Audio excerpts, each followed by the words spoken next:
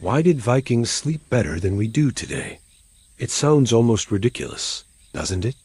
In a world without memory foam, blackout curtains, or temperature control, the Vikings, rugged seafarers and warriors, may have actually experienced deeper, more restful sleep than the average modern person. No buzzing phones, no artificial lights, no anxiety over unread emails. Their nights were guided by the rhythms of the earth, the crackle of firelight, and the steady lull of wind against timber-bird walls. In this video, we're going to drift back to the age of longhouses, firs, and fjords, where sleep wasn't just a biological need, but a sacred part of daily life. Find a quiet place, dim the lights, and let your thoughts settle like falling snow. And while you're here, let us know in the comments. Where are you watching from? And what time is it where you are? You'll learn about Viking beds, nighttime rituals, spiritual beliefs, and even how Norse mythology may have helped calm their minds before rest. So before we begin, I invite you to relax. Now, let's close our eyes and step into the long, quiet night of the Viking world. Before the rise of alarms and electric lights, before the ticking of mechanical clocks dictated the tempo of the day, there was only one true ruler of time, the sun. In Viking-era Scandinavia, life was measured not by hours and minutes, but by the rhythm of light and darkness. This was a world where people rose with the sun, not because they were forced to by obligation, but because nature itself whispered, was time to begin.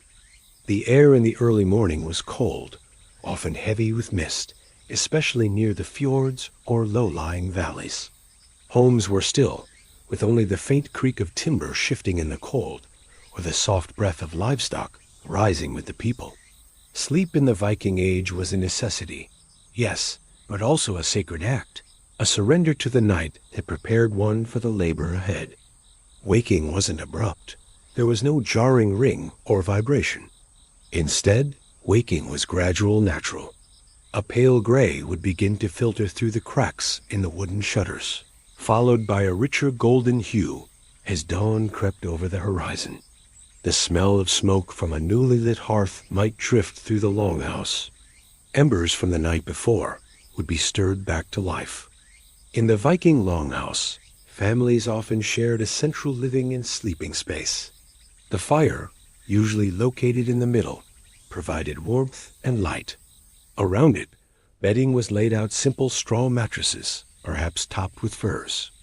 Some slept directly on benches along the walls, while others gathered on the floor. These arrangements weren't just about comfort, they were practical. Body heat was shared. In winter, it could mean the difference between waking and not. People didn't necessarily sleep in the exact same pattern as we do today. There's evidence that many pre-industrial societies, including the Norse, followed what's now known as segmented sleep. They would sleep in two distinct phases, first sleep and second sleep broken up by a quiet, meditative period in the middle of the night.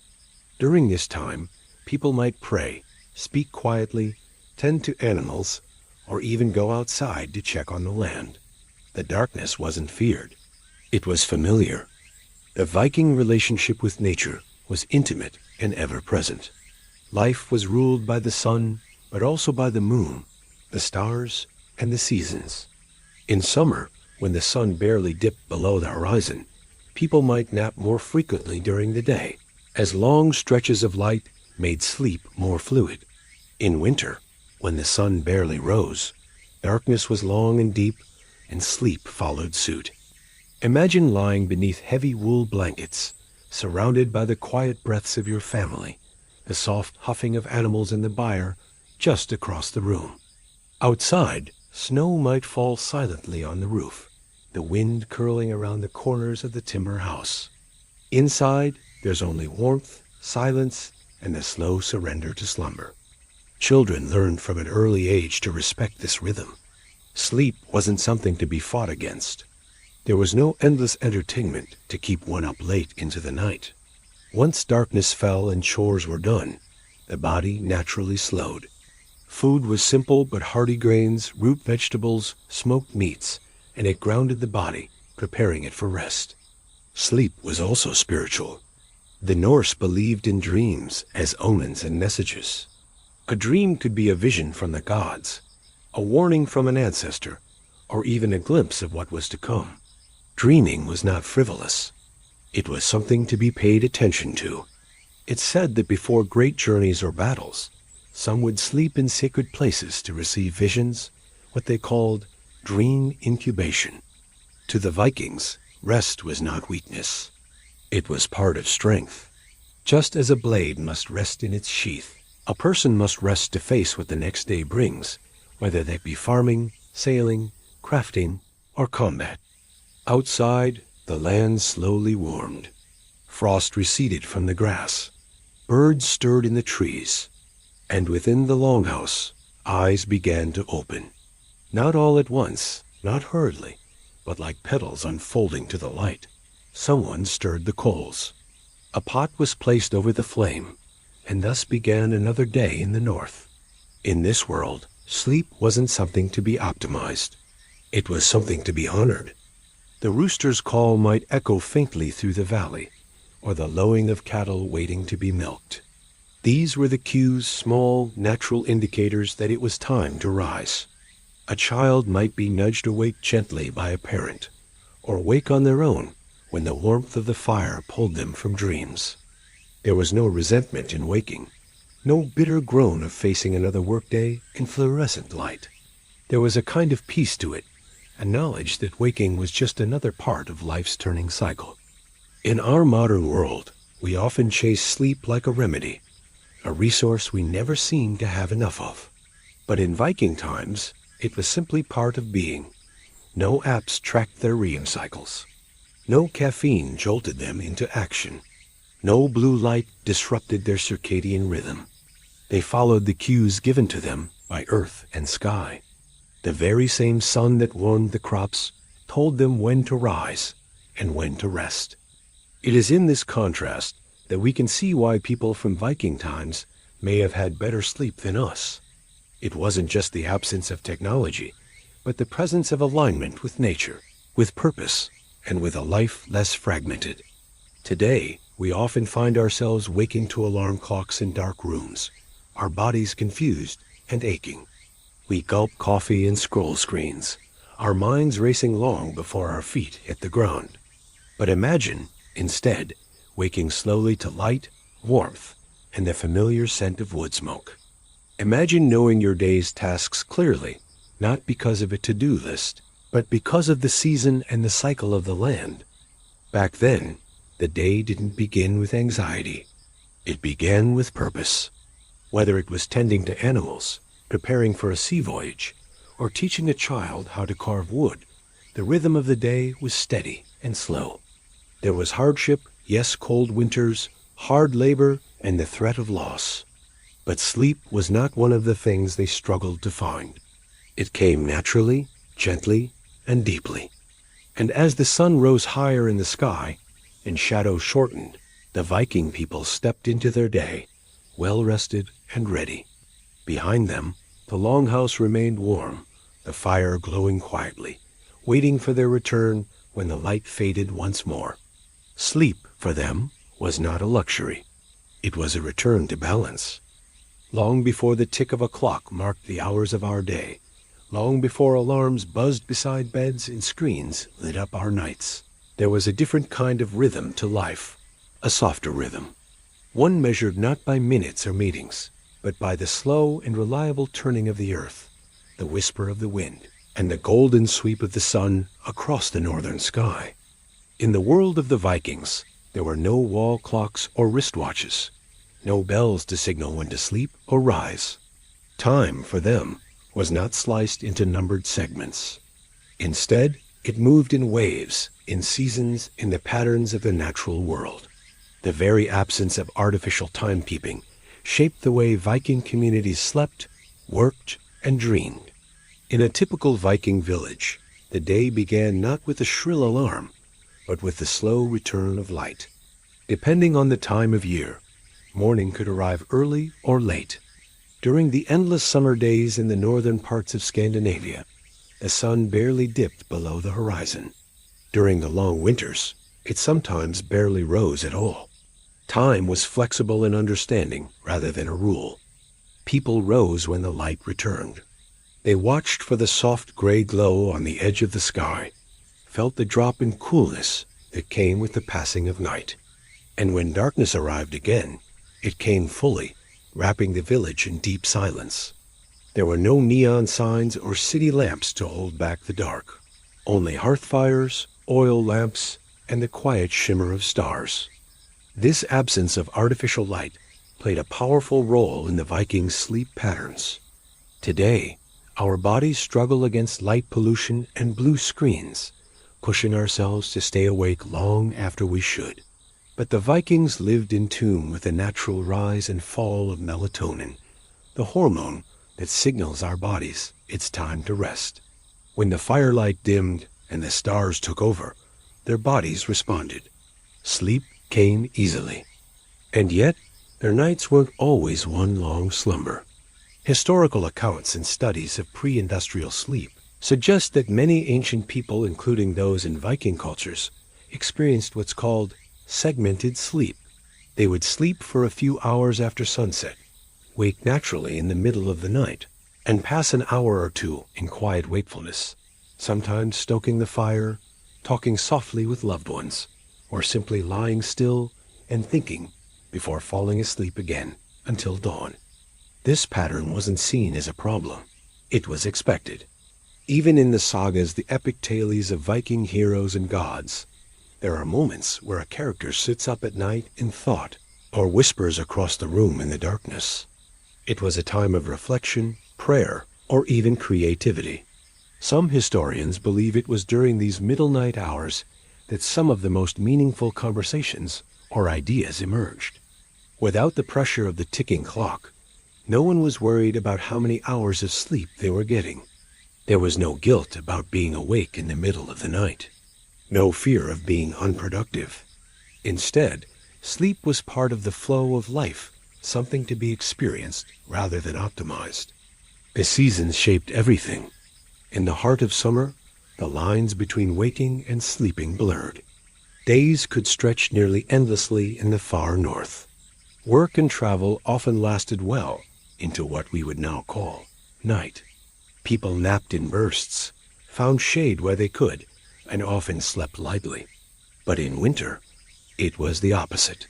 The darkness arrived early and stayed late, and people slept longer, bundled together in thick furs, their breath visible in the cold air.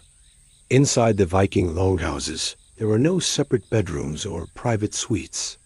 Instead, families and sometimes even extended families slept together in large communal spaces. Beds were simple, straw mattresses or animal hides laid on wooden frames or directly on the packed earth floor. Curtains or hanging fabrics might provide some privacy, but warmth was more important than solitude. In the coldest months, sleeping close together was a necessity. And while that might seem uncomfortable to the modern mind, for Vikings, it offered a sense of security and shared comfort. You could hear the quiet breathing of your children beside you, the soft stirring of the fire's last embers, and outside, the wind brushing against the wooden walls. It was a kind of sleep rooted in belonging. There were no sleep apps, no white noise machines, and no melatonin gummies.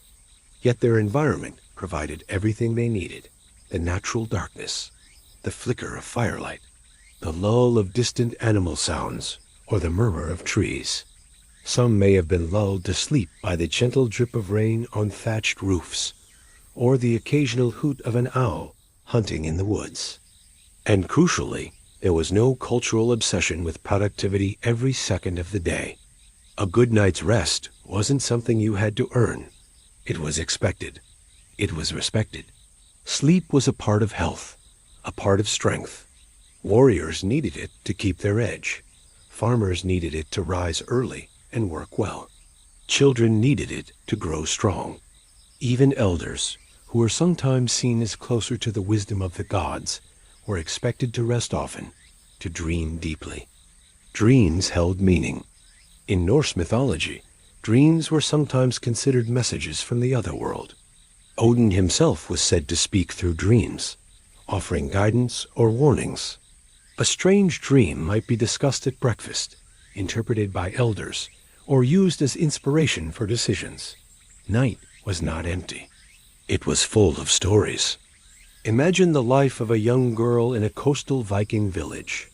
Her family has spent the day mending nets, baking flatbread, gathering herbs. The sun finally sinks low. Her mother banked the fire, and the light falls into flickering shadows. She curls up beside her siblings under a shared wool blanket, her body tired from the day's work. No one checks the time. They only listen to the wind, to the night birds, to each other breathing. And slowly sleep comes. Or think of a trader resting on his boat, docked after a long journey across icy seas. He lies under a bearskin, watching the stars, feeling the slow rocking of the water. No clock will tell him when to rise. Only the sky and his own instincts will guide him. It was not always easy. Winters could be brutal. Illness, hunger, or raids could interrupt the peace of any night. But even in hardship, the rhythm remained. There was a trust in the body's signals. A knowledge passed from parent to child that when the dark comes, it's time to rest. Today, in our busy digital lives, it's easy to forget what that kind of sleep was like. A sleep that wasn't chased or managed, but simply accepted. A sleep that came naturally with the closing of the day and left when the light returned. Perhaps that's why, even now, we're drawn to stories of the past. We imagine ourselves in simpler times, not because they were easier, but because they were quieter, because they moved slower, and because they offered a kind of rest we barely remember. So as we lie here, in our modern rooms with soft pillows and warm blankets, we might still take a lesson from those Viking nights. To breathe with the dark, to let go of the clock, to fall asleep not because we must, but because the earth is turning and the stars have returned. And that is enough. Let the wind rock the eaves. Let the hush of old northern woods settle around you. And let sleep come, gently and without effort, just as it did so long ago, when time was marked by nothing more than the rising sun and the quiet song of the night. In our modern world, we're taught that sleep should be continuous, a solid 8 hours, preferably uninterrupted. Anything less and we worry. Something must be wrong. But what if waking in the middle of the night isn't a problem to be solved? This pattern, often called biphasic sleep, was a quiet rhythm that marked the nighttime hours for centuries. And for the Vikings, who lived in harmony with the natural world and its cycles, this division of the night was not only normal, it was meaningful. It allowed the body to recover from a day of physical work, hauling nets from icy waters, threshing grain in windswept fields, or crafting tools and weapons by hand. In these early hours, people sank deeply into the warmth of shared space and natural silence. But gradually, after 4 or 5 hours of first sleep, many would stir in the darkness. And what they did with that time reveals something beautiful about the Viking world. They might stretch, sit up quietly, stir the fire, or sip water. In a time when daily life was often filled with labor, these middle hours were some of the rare moments for reflection, storytelling, and intimacy. This in-between time, known simply as the watch or the midnight waking, wasn't seen as an inconvenience. It's not hard to imagine Viking households doing much the same. According to Norse traditions, dreams were seen as omens or messages, sometimes from gods, sometimes from spirits, and sometimes from the deep parts of the soul. Waking between sleeps gave people a moment to think about those dreams, to whisper them aloud, or to decide whether they held a warning. Quietly carving wood, sharpening a blade, or even stepping outside to check the sky, to feel the cold, or to simply be alone with the stars. Outside, snow piles silently against the earth. Inside, the fire has burned low, casting orange shadows on the beams. A mother wakes during the watch, gently tending the embers. She hums an old tune, barely louder than a breath. Her son stirs beside her, asking about the dream he just had, a wolf chasing stars across the sky. They whisper about what it could mean, and lie back down, letting the second sleep carry them off again. Waking between sleeps didn't disturb the flow of rest. Let your eyes adjust to the shadows. Listen to the silence. Remember that across the centuries, others did the same. You are not alone in the night. It was part of it. A natural pause. A chance to breathe. To think. To feel. Let the quiet cradle you. In a world ruled by the shifting seasons, with long summer days and near-endless winter nights, flexible sleep patterns were not only useful, they were necessary. Woken by the cold air on his face, he wraps himself tighter in his cloak. We count the hours left before morning. But what if those moments of waking, those times when we lie still? Sleep researchers studying pre-electric societies, like those in rural Madagascar or parts of South America, have documented similar patterns. First sleep, then a natural waking period, followed by second sleep.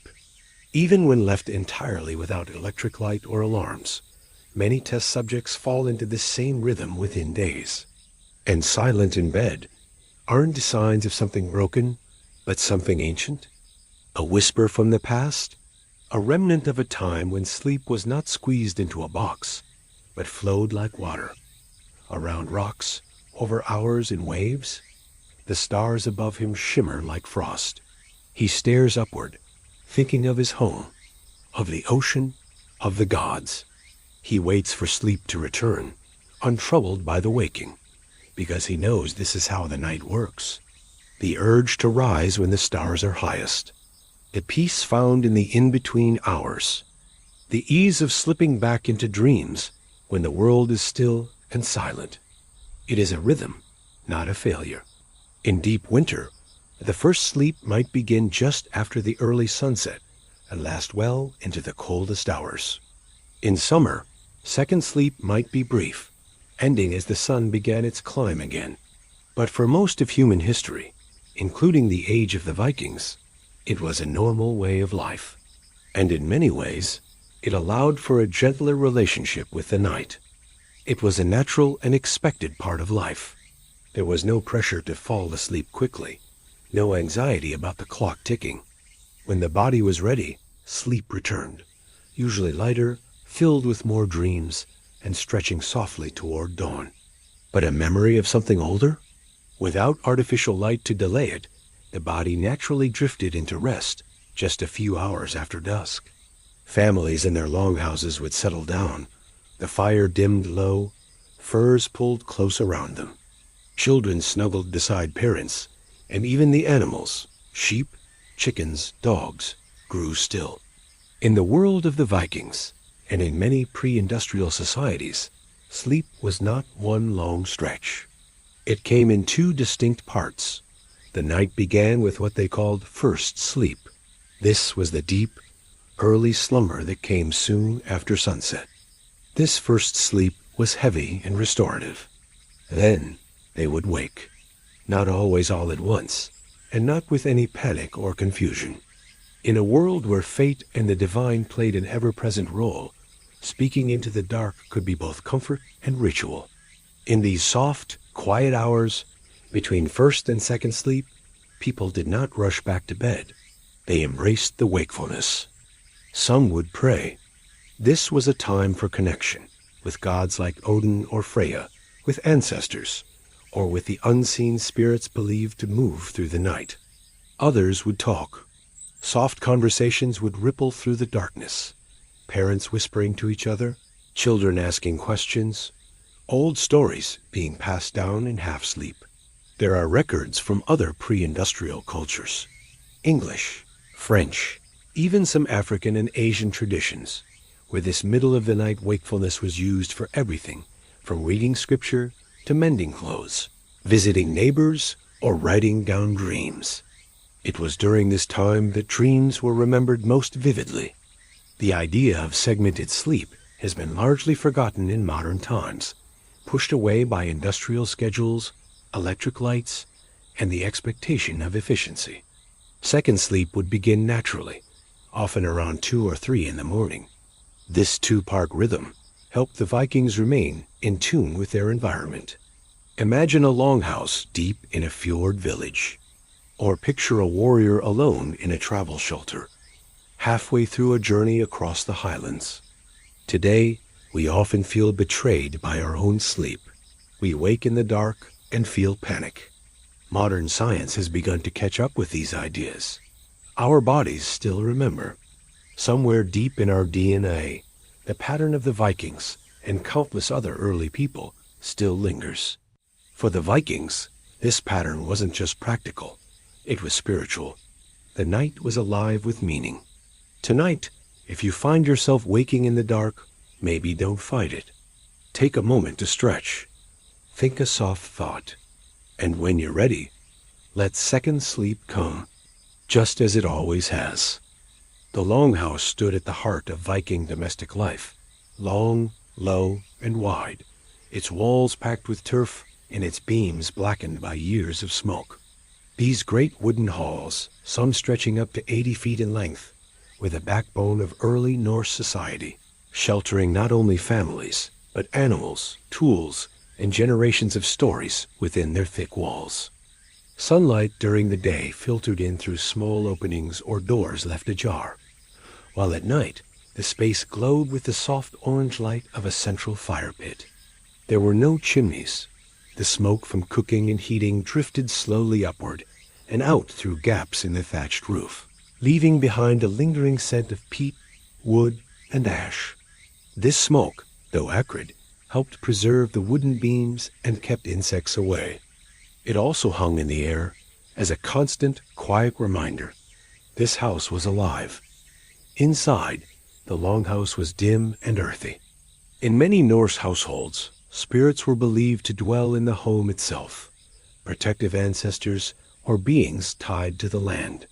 Sleeping under the same roof as her entire kin was not only normal, it was seen as being enfolded in a kind of ancestral protection.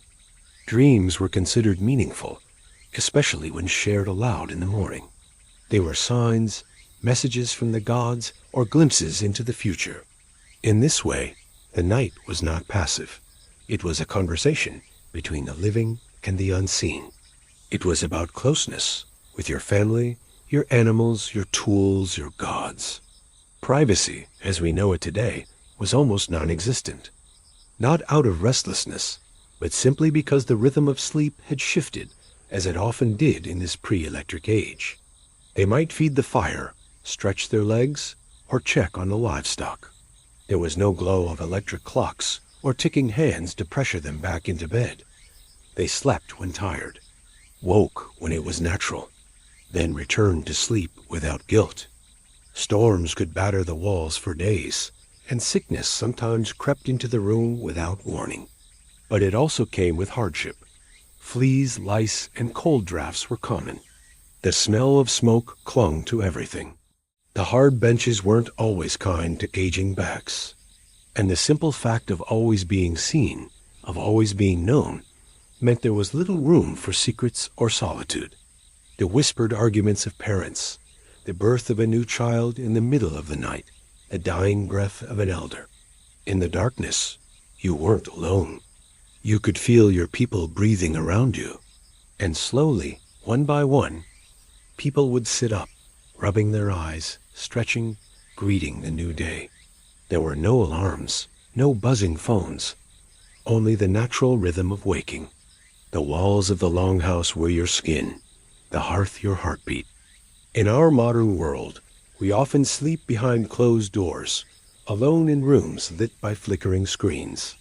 But perhaps somewhere in us, there is still the memory of sleeping side by side, of hearing the breath of your brother. Beside you, the soft grunt of a goat in the corner, the creak of the roof settling above your head. And sleep, whether deep or light, dream-filled or dreamless, was a shared act, not a private retreat. The longhouse held it all. If a child began to cough or a fever took hold, There were no separate quarters to retreat to. Grief, like joy, was shared. A household experienced everything together. The entire household, parents, children, elders, and sometimes servants or slaves, all slept in the same communal space. Let it surround you like a blanket. Along the side walls, raised wooden platforms served as beds. These benches were often covered with straw, sheepskins, or woven blankets made from wool. Elders were treated with reverence, and might be given a warmer corner or a seat of honor. And while the entire household shared the air and the warmth of the hall's small barriers, wooden partitions hanging cloths or animal hides might be draped between sleeping areas to offer a little privacy or mark one family unit from another. In some homes, the entire family would sleep in a row, heads resting on folded cloaks, bodies tucked close together for warmth. Roll over or mutter in sleep. Children sometimes cried out and were quickly hushed by a parent's hand. Dogs stirred near the door, listening for sounds in the wind. Sleeping in the longhouse wasn't about finding solitude or silence. At the far end of the hall, animals had their place too, and the sound of the wind brushing against the sod walls. It meant drifting off next to a sibling, beneath the weight of thick wool, and waking in the night to see a parent stirring the coals or checking on a lamb. There was always someone nearby, a hand to reach for in the dark. Sheep, goats, or even a prized cow might be brought indoors during the winter months. The body heat of the animals helped keep the space warmer, especially in the deep Nordic cold. Their soft movements, the shifting of hooves, a bleat in the dark, were simply part of the background rhythm of night. This wasn't considered odd or unclean. It was practical and in many ways comforting. For the Viking child, this sleeping arrangement meant falling asleep to the low murmur of adult voices, the crackle of fire. But this closeness had more than practical meaning. It was also spiritual. The longhouse was more than shelter. It was sacred space. And yet, for all its warmth, the longhouse was not always peaceful. The winters in Viking lands were long, bitter, and filled with darkness. To sleep in the longhouse was to be immersed in the full spectrum of human experience. The soft sighs of dreams, the occasional snore. Yet even within this shared space, there were subtle distinctions. The head of the household, typically the male landowner, known as the bondi, might sleep closer to the central hearth or on a slightly raised platform. Still, these separations were minimal. At night, the longhouse breathed as one. The fire hissed and cracked. Occasionally, someone would cough. Sometimes, someone would rise during the night. It is easy to romanticize this life, to imagine the longhouse as a place of gentle community and rustic comfort. And in many ways, it was. Still, this communal life created a sense of belonging that is rare today. As dawn approached, the fire would be stoked again. Ashes scraped away, the smell of porridge or fish broth rising. What is striking about sleeping in the Viking longhouse is how closely it mirrors something deep in us, a need for connection. That memory, even if buried, can still comfort us. And tonight, as you lie down to rest, perhaps you can imagine it, the warmth of the fire, the closeness of others, the protective dark of a longhouse in winter, and sleep as they did, together and at peace. When the last flickers of the hearth settled into soft embers, and the wind whispered against the thick walls of the Viking longhouse, the people of the north settled in for sleep, not upon mattresses or pillows as we know them today, but upon beds born of the land, simple, practical, and deeply connected to nature. Raised slightly from the ground, often built directly into the wooden walls of the longhouse, these sleeping platforms were sturdy and utilitarian. Most Viking mattresses were made from straw or hay, gathered from nearby fields and packed into coarse linen or woolen sacks. These straw beds were not soft in the modern sense, but they provided insulation and padding against the hard wooden planks below. Over time, the straw would be replaced, freshened with sweet-smelling herbs like thyme or lavender, which served the dual purpose of keeping pests away and scenting the air. The warmth of bodies, combined with the insulation of wool and fur, created a small world within the larger longhouse. The Norse were skilled woodworkers, and even their most practical furniture bore designs, curling nutwork, symbols of animals or gods. Some sleeping alcoves had panels or curtains that could be drawn closed, offering a small degree of privacy and protection from the draft. These weren't common in every household, but when present, they added an air of dignity and importance to the act of sleep. There was no central heating, no comfort of radiators or gas fires. The heat came from each other, from shared breath and layers of natural materials. It was peaceful, it was real, and it was enough. They often slept in their undertunics, soft linen garments worn beneath their clothes during the day. Straw beds could become flattened or musty. Insects would sometimes nest in the hay. Bedding had to be shaken out regularly and replaced with fresh material. Cleanliness wasn't taken for granted. It was worked for with the same quiet diligence that defined Viking domestic life. In colder seasons, they might keep their woolen tunics on, or drape an extra cloak over themselves before lying down. It reminds us that we don't need much to find comfort. Just warmth, quiet, and perhaps the soft breath of someone beside us. They would bring a woolen blanket, lay it atop a wooden bench or soft grass, and sleep under the stars. Picture the quiet, the low flicker of flame, the straw shifting under weight, a blanket pulled up to your chin. These nights were rare but precious. A chance to breathe deeper, to feel the wind on their face, to let the earth rock them to sleep. Today, we rest on synthetic mattresses, surrounded by buzzing machines, under artificial lights. But the Viking way was grounded. It listened to the seasons. It followed the wool, the straw, the fur. It asked, "What do I have, and how can I use it to care for my body?" And even their mind drifting between the day's labors and the night's rest. And as the northern lights danced above the roof and frost crept across the world outside, inside there was still warmth, still laughter, still sleep. Sometimes soft voices would continue talking long into the night, sharing stories, reciting verses, remembering those who had passed. Foot coverings were removed, but sometimes stockings made from woven wool were worn to keep toes warm against the cold planks beneath the straw. They served not only as beds, but sometimes as storage spaces beneath, or even as benches during the day. Many Norse sagas speak of dreams and visions that came during the night.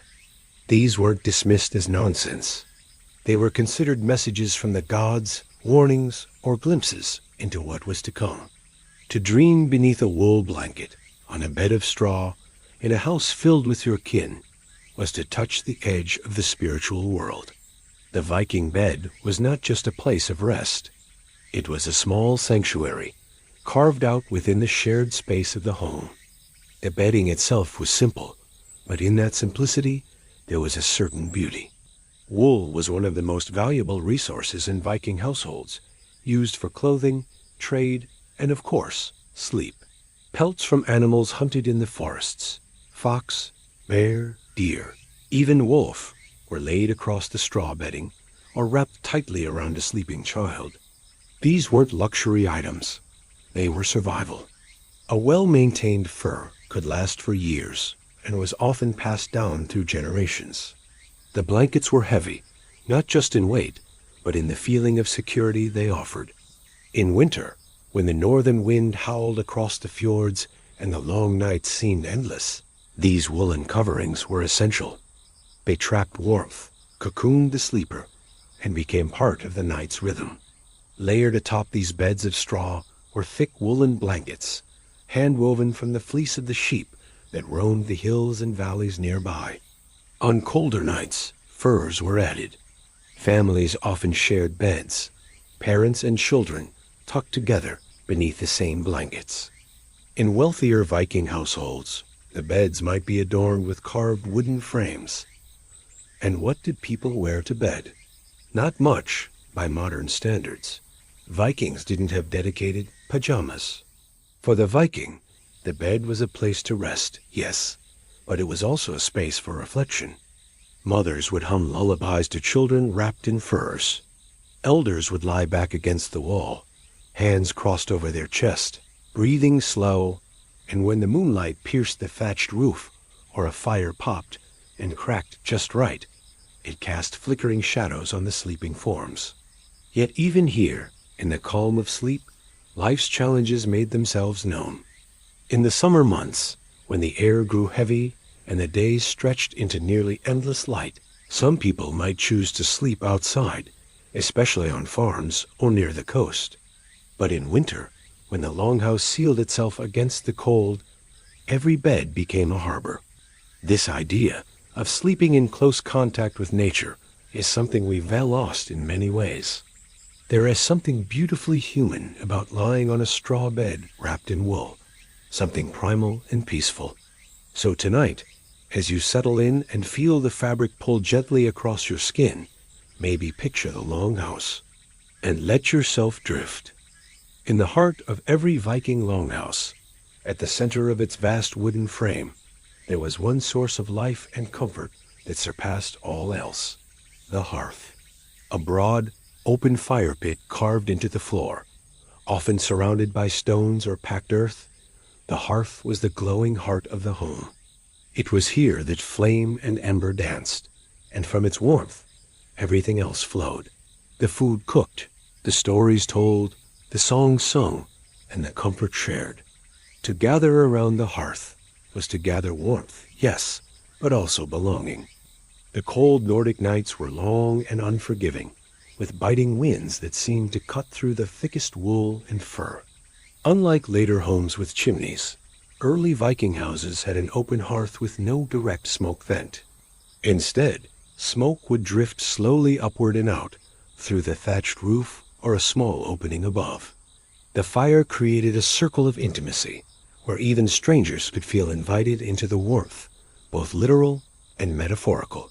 The fire was reduced to glowing embers, not roaring flames, but a steady, low heat that radiated softly, a gentle heartbeat beneath the roof. These embers were carefully tended through the night, for if the fire died completely, it could be difficult and dangerous to relight in the cold, damp air. After a day of toil in the fields, the forests, or the sea, sitting close to the hearth meant shedding the harshness of the outside world. Someone, often the housewife or a designated elder, would gently rake the embers, add small pieces of wood, and nurture the glow with practiced hands. The knowledge of fire care was passed down like a secret blessing, as essential as farming or weaving. It was an act of protection, of love. These tools were not only practical, but also symbols of the household skill and status. To hold a fire poker carved with knotwork, or to lift a cast iron pot filled with stew, was to engage with generations of craft and tradition. The fire's warmth seeped into stiff muscles and chilled bones, soothing them gently. Walls were often lined with thick skins or tapestries that helped keep the heat inside. Food was cooked over its flames, meats roasted on spits, soups simmered in iron pots, bread baked on hot stones placed near the embers. Too close, and the food would burn. Too far, and it would remain raw. The fire's unpredictable nature demanded respect. Without clocks or watches, the rising and falling of the flames marked the passing of hours. Children would sometimes play near the hearth, tossing small sticks into the flames, watching sparks fly upward like tiny stars escaping the earth. Adults might stare into the fire's depths, lost in thought, memories, or dreams. The fire invited contemplation, a gentle solitude even in company. When the fire burned high and bright, it was time for activity: cooking, preparing tools, weaving cloth. When it settled into embers, the household would begin to prepare for rest. When it was just a faint glow, the night had deepened. Vikings learned to read its behavior, knowing when a log was ready to turn to embers, or when to add kindling to coax a flame back to life. It was a warmth born not only of flame, but of family, community, and the enduring spirit of survival. The smoke itself sometimes served to preserve meat and fish, drying and curing it for the long winter months. Even now, touches something deep within us all. It invited them to pause, to share, to reflect. Even a stranger, arriving weary from travel or hardship, could find solace by the fire, drawn in by its glow. Rugs woven from animal hair or wool were spread over the wooden floors, preventing drafts and adding softness underfoot. To let the fire die out completely was considered an ill omen, a break in the connection to the spirits who watched over the home. It told of generations who had come before, who had kept this flame alive, and those who would carry it forward. It was a warmth that went beyond the physical, reaching into the heart. Its light flickered over the faces of children learning their place in the world, of elders sharing wisdom in quiet tones, of lovers exchanging glances in the shadowed corners. The combination of firelight and these natural insulations created an environment that felt both rugged and tender. It was believed that the hearth fire was a gift from the gods, a sacred flame that linked the household to the divine, and comfort, that even in the darkest times there was light to be found, shared, and cherished. The goddess Frigg, associated with the home and family, was often invoked to bless the fire, ensuring it burned bright and protected the family within. Flames shimmered in shades of deep red, vibrant orange, and sometimes bright yellow, reflecting the varying intensity and temperature of the burn. The coals glowed like molten gold, and the smoke drifted upward in curling wisps, tracing patterns against the dark ceiling. The scent of wood smoke mingled with the aromas of cooking meat, dried herbs, and the earthiness of the building materials themselves, wood, turf, and stone. Each type of wood gave a different quality to the fire, some burning with a bright blue flame, others glowing warmly with soft orange light. A sudden snap of a twig or a soft pop from a pine cone released into flame could startle children or make them giggle with delight. The shifting shapes in the shadows could spark imaginations, turning everyday objects into fierce dragons or gentle beasts. Darkness stretched endlessly across the landscape for months, and the fire was not merely a convenience, but a necessity. Without its warmth, survival would have been precarious at best. Yet the fire in a Viking home was never just a physical element. It was deeply woven into the rhythms of daily life, a constant companion in the darkness. The flickering firelight reflected off the carved wooden beams, painted shields, and hanging tools, casting long, shifting shadows that danced like spirits in the night. It was an ever-moving light, never steady, always alive. The very architecture of the longhouse reflected the importance of the firelight. This haze of smoke did more than just escape. It permeated the very walls and rafters, carrying with it a faint golden glow. For the Vikings, the firelight was a source of comfort, not only physically but emotionally. Around the fire, families and friends sat closely, their faces illuminated by the flickering flames, eyes reflecting the glow as they shared stories of gods and heroes, of faraway lands and legendary battles. At night, when the longhouse quieted and the children were tucked beneath their blankets of wool and fur, the hearth was kept alive. To tend the fire was a sacred task. The materials used for fuel came from the surrounding forests, driftwood gathered from shorelines, fallen branches from pine and birch, and sometimes charcoal made through controlled burning. The firelight was a storyteller itself. The crackling of burning wood was a rhythm that filled the silence between voices. The very color of the fire was a source of fascination. Viking homes, especially those of greater wealth, sometimes had metal fixtures near the hearth, iron hooks for hanging pots, chains for suspending kettles over the flames, or fire pokers crafted with intricate designs. The warmth provided by the fire was complemented by the materials surrounding it, but the fire was not only a source of heat, it was also a place of transformation. Cooking over an open fire required skill and patience. Firelight also played a role in the spiritual life of the Viking people. Ceremonies and offerings were sometimes made by the hearth, small gifts or tokens laid on the stones as thanks for warmth, protection, or prosperity. The fire's glow also shaped the rhythm of time inside the longhouse. Even the simplest fire could bring moments of joy. The longhouse hearth was more than a utilitarian feature.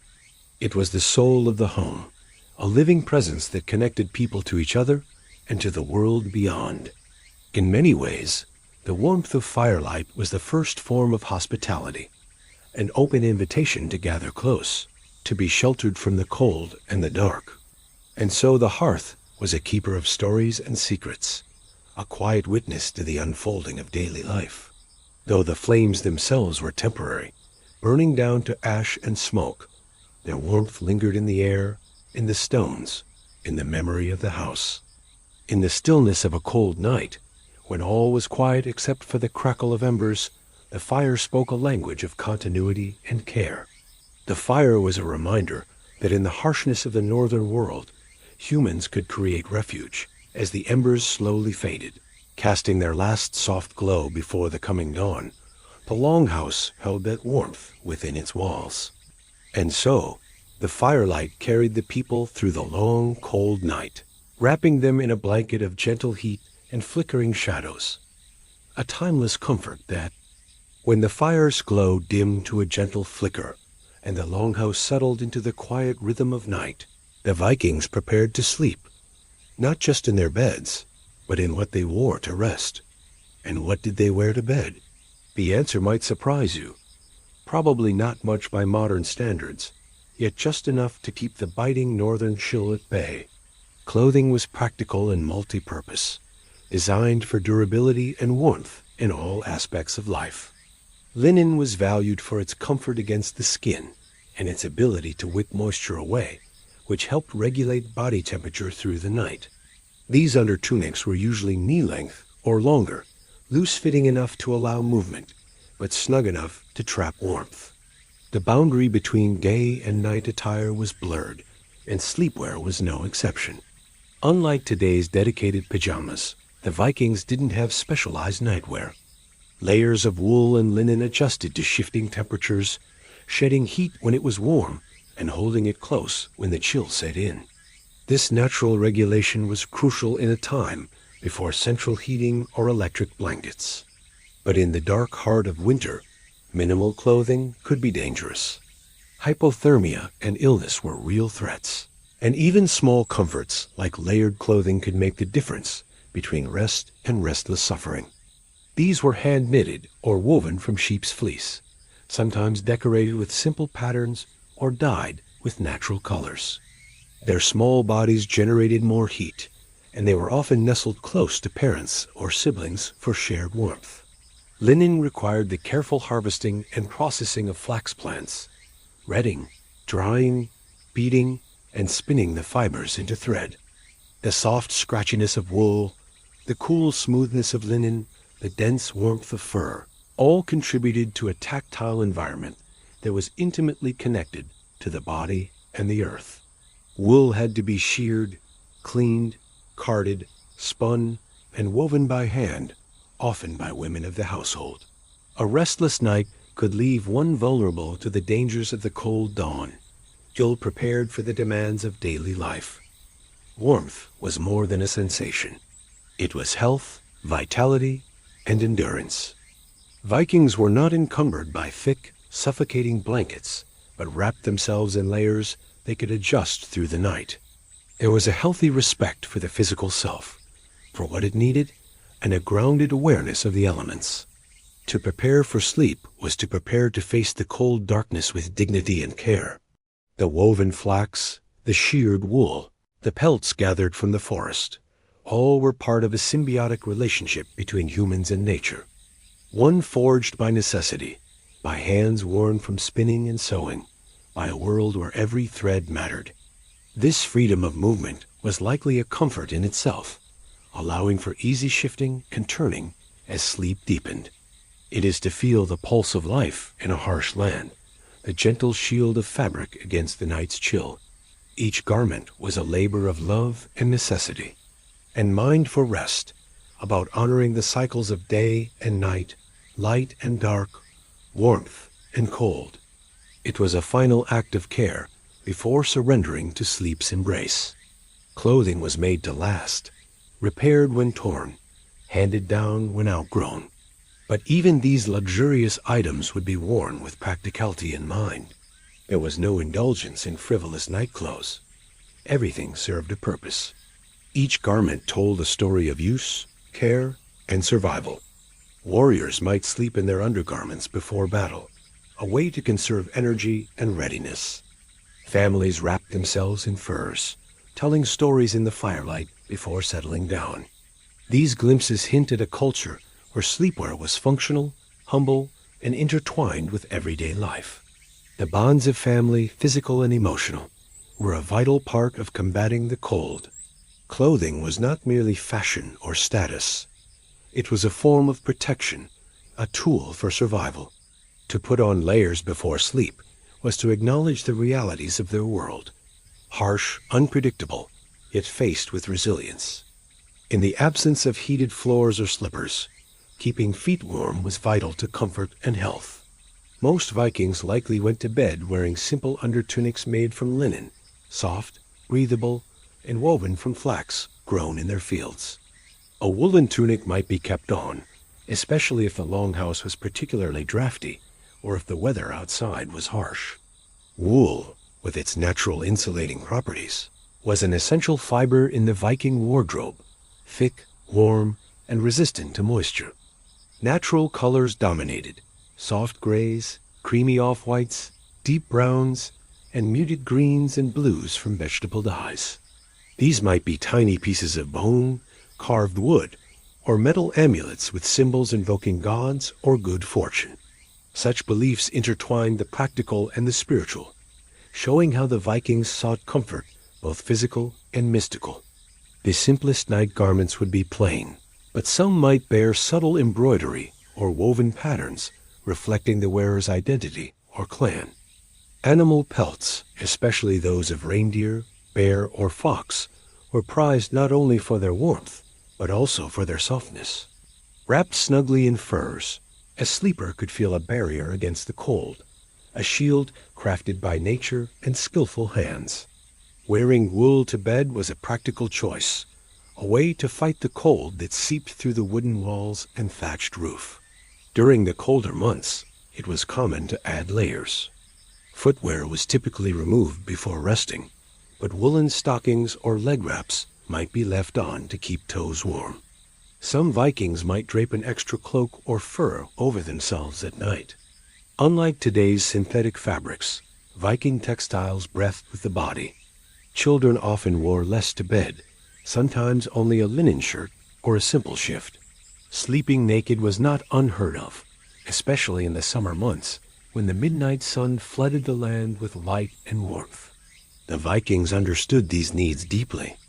The fabrics themselves were the products of long hours of work. Color and decoration varied by region and wealth.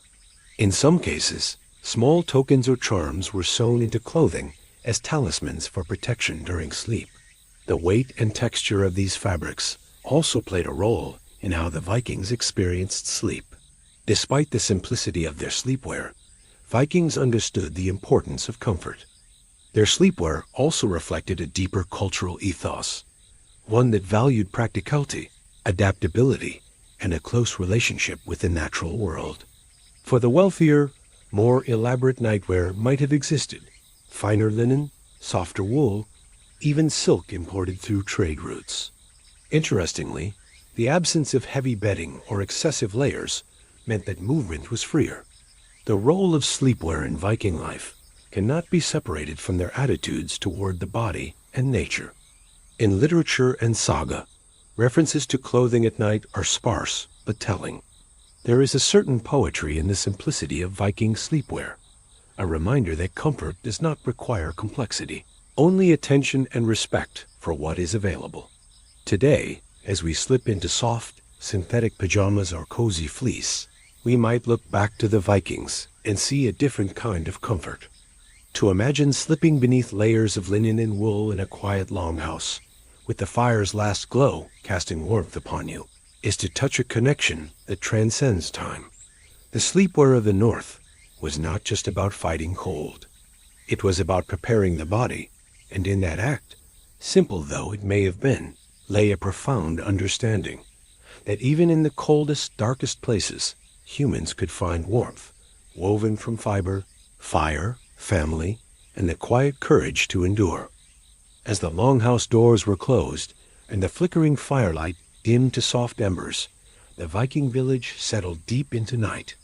But even as silence seemed to fall, the world around the longhouses remained alive with sound, a subtle, shifting symphony that carried the life of the village into the darkness. The night sounds of a Viking village were unlike the quiet stillness we often imagine when we think of the past. Instead, the village breathed with life, each creak, rustle, and murmur a thread in the tapestry of night. Wood is alive in its own way, expanding and contracting with changes in temperature and moisture.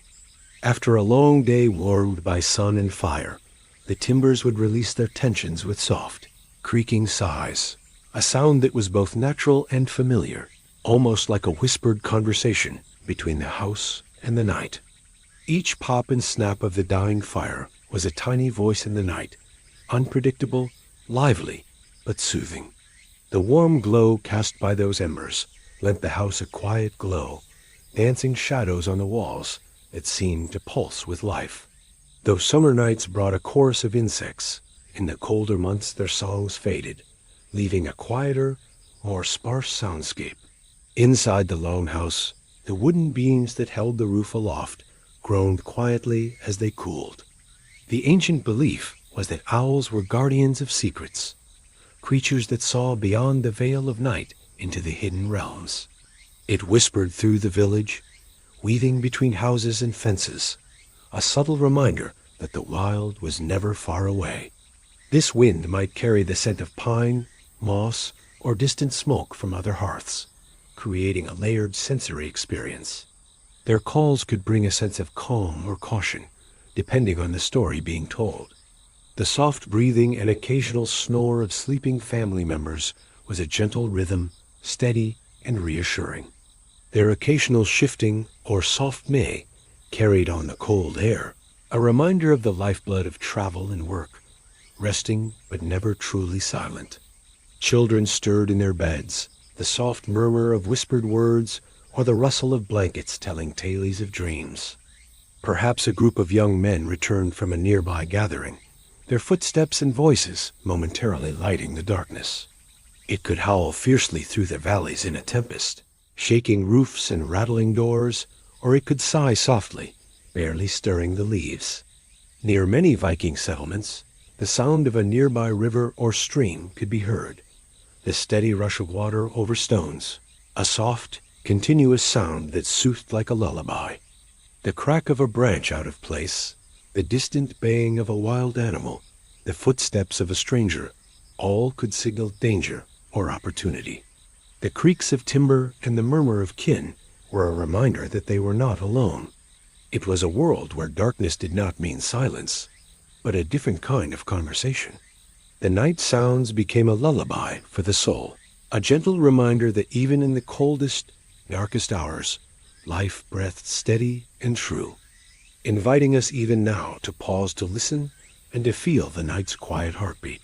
The natural world outside was present, but held at bay by the fire as warmth and the walls of wood. For those living near the sea, the distant, rhythmic crash of waves against rocky shores added a powerful primal element to the nocturnal soundscape. Each mood of the wind shaped the village's night sounds, from a wild roar to a gentle murmur. The human sounds mingled with the natural ones, breathing with the wind, snoring with the distant howl, forming a peaceful, living world. These bursts of sound, brief and lively, reminded the village that life never fully stopped, even when most were asleep. Reminders of those tending late-night tasks, or perhaps a restless child seeking comfort. The occasional bark of a dog echoed through the still air, sharp and clear in the cold night. Dogs were both companions and guardians, their presence a reassurance against the wild creatures that roamed the forests and hills beyond. These noises were not alarming, but comforting, part of the environment's gentle hum. Goats and sheep, sheltered in pens near the longhouses, occasionally bleated softly. Chickens settled in their coops, making quiet noises as they nestled into straw beds. The deep bellow of a cow or the gentle lowing of a calf could be heard on the edges of the village, blending into the soundscape like a lullaby of domestic life. To a Viking ear, they were the familiar markers of a well-used home, a sign that all was as it should be. The floorboards beneath feet and beds sometimes settled with gentle pops, as if the house itself was breathing. Around the hearth, the embers crackled softly, sending tiny sparks up toward the dark rafters. Beyond the walls of the longhouse, the village was alive with its own nocturnal sounds. At times, the howl of a distant wolf would pierce the night, a haunting, mournful sound that spoke of the wild world just beyond human reach. These calls were a reminder of nature's presence, of the constant balance between safety and danger. Crickets and other insects sang softly in the underbrush, their steady rhythms weaving a background melody. Birds, too, had their place in the night. Owls called softly from hidden perches, their hoots both eerie and soothing. Sometimes the wind carried the faint rustle of leaves and the snap of twigs from the surrounding forests. Inside the longhouse, the human sounds of night filled the space with quiet life. At times, a faint cough or the shifting of a sleeper was heard, small, intimate sounds that reminded those awake that even in sleep, the body remained alive and present. The cracking of wooden joints wasn't the only sign of life.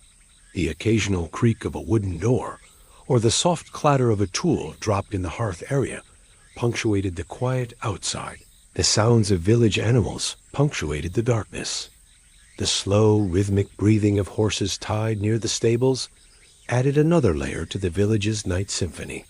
At times, the village's quiet was broken by the far-off laughter or whispered conversations of late-night watchers or travelers passing through. The night was also a time for the wind to tell its stories. Water was another presence in the night. Inside the longhouse, the warmth of the fire combined with these outside sounds to create a cocoon of safety.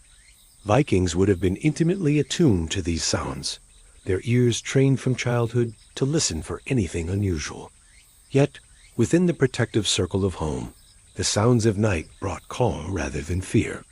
This delicate balance between stillness and sound, safety and wildness, was part of what made the Viking night so rich and alive. In this conversation, the village found its rhythm, a pulse carried by the soft chorus of life continuing in the dark.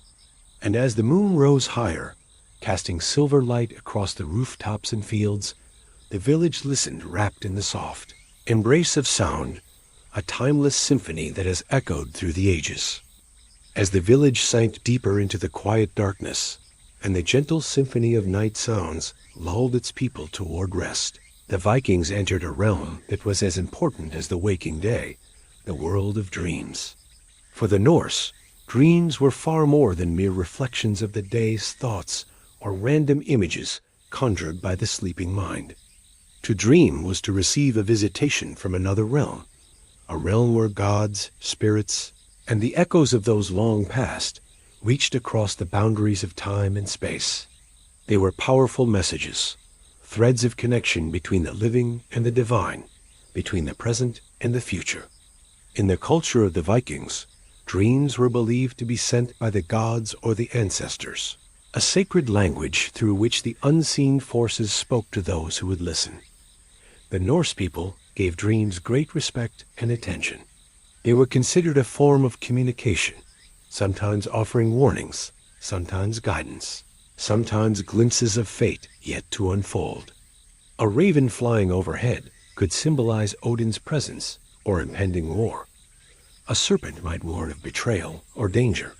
Even the weather seen in a dream, a storm, Clear skies, fog, was interpreted as a sign of what lay ahead. They practiced cider, a form of magic and divination, and were believed to be able to travel between worlds, the waking and the dreaming, the living and the dead.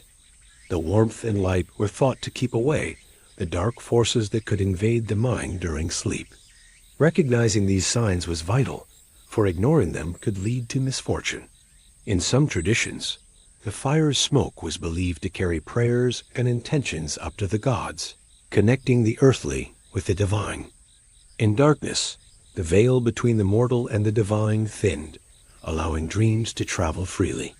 Where fate was ever present, and where the mysteries of life and death were embraced rather than feared. But the Norse saw them as something more, sacred threads that linked them to something greater, something eternal. To dream was to listen to the whispers of the cosmos, to glimpse the path ahead, or to receive a blessing from the divine. This belief gave the night a sacred quality. Sleep was not simply rest, but a sacred journey. When a dream was especially vivid or troubling, it was the Volva who could unravel its message, guiding the dreamer through the mysteries hidden within. The breath would slow, the body relax, and the spirit would drift into a realm where gods walked and ancestors spoke. Some might whisper prayers or blessings to the gods, asking for protection in dreams or for clarity in their visions. Some might inspire courage or caution. Others would become part of the legacy passed down through generations.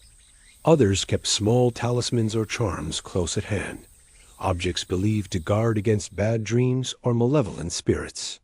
But to engage with the mysteries of existence, to journey through dreams that held the power of prophecy, protection, and profound connection. A dream could carry the voice of Odin, the All-Father who was said to roam the night, seeking wisdom and knowledge through visions and prophecy. Seeing a feast in one's dream might promise good fortune or a bountiful harvest. Dreaming of meeting an ancestor could mean that wisdom and strength were being passed down, a reassurance in times of uncertainty. It could be a message from Freya, goddess of love and fate, or from ancestors who watched over their descendants. Storytelling around the fire might include recounting dreams and their interpretations, weaving them into the fabric of daily life and belief.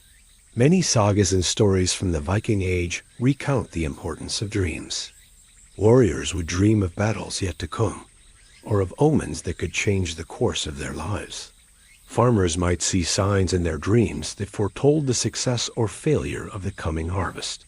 Even kings and chieftains took dreams seriously, often consulting with seers or shamans, known as Valdas, to interpret their meaning. These Valvas were women of great spiritual power and insight. Dreams might appear in many forms, sometimes as clear visions, sometimes as strange symbols or animals that carried deeper meanings. The night itself was seen as a liminal time, a threshold between worlds. To prepare for this journey, Vikings often performed small rituals before sleep. The hearth fire, still glowing softly, was also central to this ritual. Dreams could also serve as warnings. A dream of a black raven might signal an approaching death or conflict. A dream of running through a dark forest could represent a personal struggle or obstacle to overcome. But dreams were not always dire. Many were messages of hope, love, and prosperity. The communal nature of Viking life meant that dreams were often shared, discussed, and analyzed within families or the wider community. This tradition of honoring dreams speaks to the deep connection Vikings felt with the unseen world, a world where gods and ancestors were close. Modern science might explain dreams as the brain's processing of memories or emotions. In the stillness of the longhouse, under blankets of wool and fur, eyes closed against the cold, the Viking mind would wander through these sacred landscapes. And when morning came, dreams were not forgotten. They were remembered, recorded in stories, or carried in the heart. To sleep in the Viking world was not just to rest the body. This belief in dreams reminds us today of the wonder that lies in the quiet moments of night. the deep places where our own subconscious reaches beyond the self, weaving stories, symbols, and meanings. And so, as the night deepens and the village sleeps, the ancient tradition of dreams lives on, an invitation to listen, to reflect, and to embrace the sacred shadows of the night.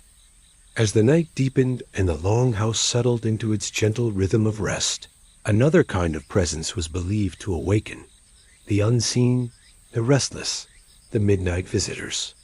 In Norse mythology and folk belief, the dark hours were not only a time for peaceful sleep and divine dreams, but also a time when spirits of all kinds walked the world, blurring the line between life and death, the living and the dead. Among these spirits, the most feared and fascinating were the Draugr, the undead. Unlike the silent ghosts of many other cultures, Draugr were thought to be corporeal, physical beings that could rise from their graves to haunt the living. Their belief system included many rituals and protections designed to keep these spirits at bay, allowing the living to rest safely through the long, dark hours. Their presence was a reminder that death was not always a peaceful end, that the spirit could linger, tethered to the world by anger, greed, or unfinished business. Scattered around entrances or sprinkled on the hearth's embers, salt was seen as a purifier, a substance that could ward off evil spirits and cleanse spaces of malevolent energy. Its crystalline nature was considered sacred and powerful. They were often described as towering, monstrous figures, sometimes bloated or decayed, bearing unnatural strength and malevolent intent. The hearth's warm glow was more than comfort. It was a beacon of life and protection. The names of powerful deities like Thor, the god of thunder, or Freya, guardian of fertility and fate, might be called upon to shield the household. Certain runes were believed to ward off evil or bring good fortune, their shapes and sounds woven into the fabric of everyday life. To protect the sleeper's spirit, some would keep a small piece of wood or cloth under the pillow, or hang herbs like mugwort or juniper near the sleeping area. Rest was essential, but it was also a moment of vulnerability. Their stories were warnings, teachings, and reminders of a world where magic and reality intertwined, ready to face the night and its mysteries with courage born of ancient wisdom. Through rituals, symbols, and shared belief, they created a sense of security, weaving the physical and spiritual into a protective embrace. These natural protections were thought to shield the dreamer from harmful spirits or nightmares. These prayers were both a plea and a promise, a spiritual pact to guard those who respected the ancient ways. To let the fire die out completely was dangerous, not only for physical warmth, but for spiritual safety. Dogs and cats were valued not only for their companionship, but for their ability to sense and repel invisible threats. Their presence at the hearth or near the beds was a comfort, a living shield against the unknown. Flames were believed to keep restless spirits at a distance, and their absence could invite unwelcome visitors. Stories passed down in sagas and oral tradition told of encounters with Draugr, chilling tales of nighttime attacks, eerie noises from burial mounds, or ghostly figures seen wandering near farms and villages. Tools, knives, or even small iron charms might be placed near the beds or doorways of the longhouse, creating a protective barrier. The cold strength of iron was thought to disrupt the power of the undead, preventing them from crossing thresholds or harming sleepers. To be touched or seen by a Draugr was often a sign of impending doom. The Draugr haunted burial mounds or the lands they once owned, guarding their treasures and seeking revenge, or simply roaming restlessly in the night. Some were ancestors who came to watch over their descendants, guiding and protecting them even after death. These guardian spirits were respected and honored, their visits seen as blessings rather than curses. The fear of such spirits was very real for the Vikings. But the Vikings did not face these midnight visitors helplessly. One common spiritual protection was the use of iron. Iron was believed to hold powerful magic against supernatural forces. Salt, too, played a role in spiritual defense. Fire itself was a constant guard against the dark. In some communities, special prayers or incantations were whispered before sleep, invoking the god's protection. Protective symbols were also used. Carvings or amulets bearing runes, letters of the Norse alphabet imbued with magical meaning, were placed in key spots. The Vikings also believed that the soul could be vulnerable during sleep. Animals, too, played a role in spiritual defense. Despite the fearsome reputation of the Draugr, not all spirits of the night were malevolent. This complex relationship with the unseen world shaped how Vikings approached the night. The midnight visitors, the restless dead, wandering spirits, and protective ancestors were part of a living mythology that shaped how people understood life, death, and the fragile boundary between. And so, as the longhouse doors were bolted and the fire's glow settled into embers, the Vikings lay down wrapped in furs and faith, guarded by iron and prayer. As night deepened in the Viking village, and the longhouse settled into the quiet rhythms of rest and reflection, there remained one last important ritual before sleep, the evening meal. This was no mere refueling after the day's labors. It was a carefully balanced feast that nourished body and soul, setting the stage for the long hours of sleep ahead. The Viking evening meal was often hearty and rich, centered on protein and fat, the building blocks of energy and warmth necessary to endure cold nights and demanding days. Animal fats, such as lard from pigs or tallow from cattle, were used in cooking and added flavor and energy. Barley and oats were common grains, made into hearty porridge or dense bread. Wild herbs and berries, gathered from the forest and fields, added flavor, nutrition, and a connection to the land. Families gathered around the central hearth, sharing food, stories, and laughter. Ale, made from barley or rye, was common among all classes, served in wooden cups or carved horns. Protein and fat provided sustained energy, stabilizing blood sugar through the night. The goal was to nurture the body for the demands of the next day and the long winter to come, giving thanks for the food, for the harvest or hunt that made it possible, and for the company gathered around the fire, connected the Vikings to their land, their gods, and each other. Alcohol, consumed in moderation, acted as a relaxant, helping muscles loosen and easing the mind into calm. These drinks were not merely for pleasure, but for their warming properties, helping the body relax and prepare for rest, and prepare for the cycle of life that awaited with the dawn. The flickering firelight cast dancing shadows. The clink of wooden cups and spoons filled the air, and the sense of roasting meat and fresh bread mingled with smoke and herbs. Butter, made from rich cream, was spread thickly on dark rye bread, offering a satisfying richness. Fat provided the dense calories needed to maintain body heat through cold nights, and was prized as much for its sustenance as for its taste. Far from the light suppers we might imagine, these meals were substantial, filling, and thoughtfully prepared. A well-fed body was better able to endure the cold and labor ahead, and a peaceful mind was essential for deep, restorative sleep. The evening table might be laden with roasted cuts of meat, salted or smoked for preservation, or fresh stews simmering with rich broth. The nourishment of the evening meal paved the way for the body to rest fully, entering cycles of deep sleep that restored strength and resilience. The layers of wool and fur, combined with the richness of the food and drink, cocooned the Vikings against the chill and the dark. Fish, both fresh from rivers and dried or smoked from the sea, was another vital protein source. Meat was a central feature. Vikings raised cattle, sheep, pigs, and goats, and hunted wild game like deer, elk, and birds. And baking on hot stones or in earth ovens were all employed. Each method brought out unique textures and tastes, turning simple ingredients into something deeply satisfying. Fat was equally important. Vegetables and grains played a supporting role. Root vegetables like turnips, carrots, and onions were staples, often boiled or roasted alongside meat. The cooking methods were practical but skilled. Roasting on spits over open flames, slow simmering in iron pots hung from chains above the fire. The atmosphere of the evening meal was communal and warm. Alcohol often accompanied these meals. Mead, brewed from fermented honey, was a favored drink, sweet, potent, and warming.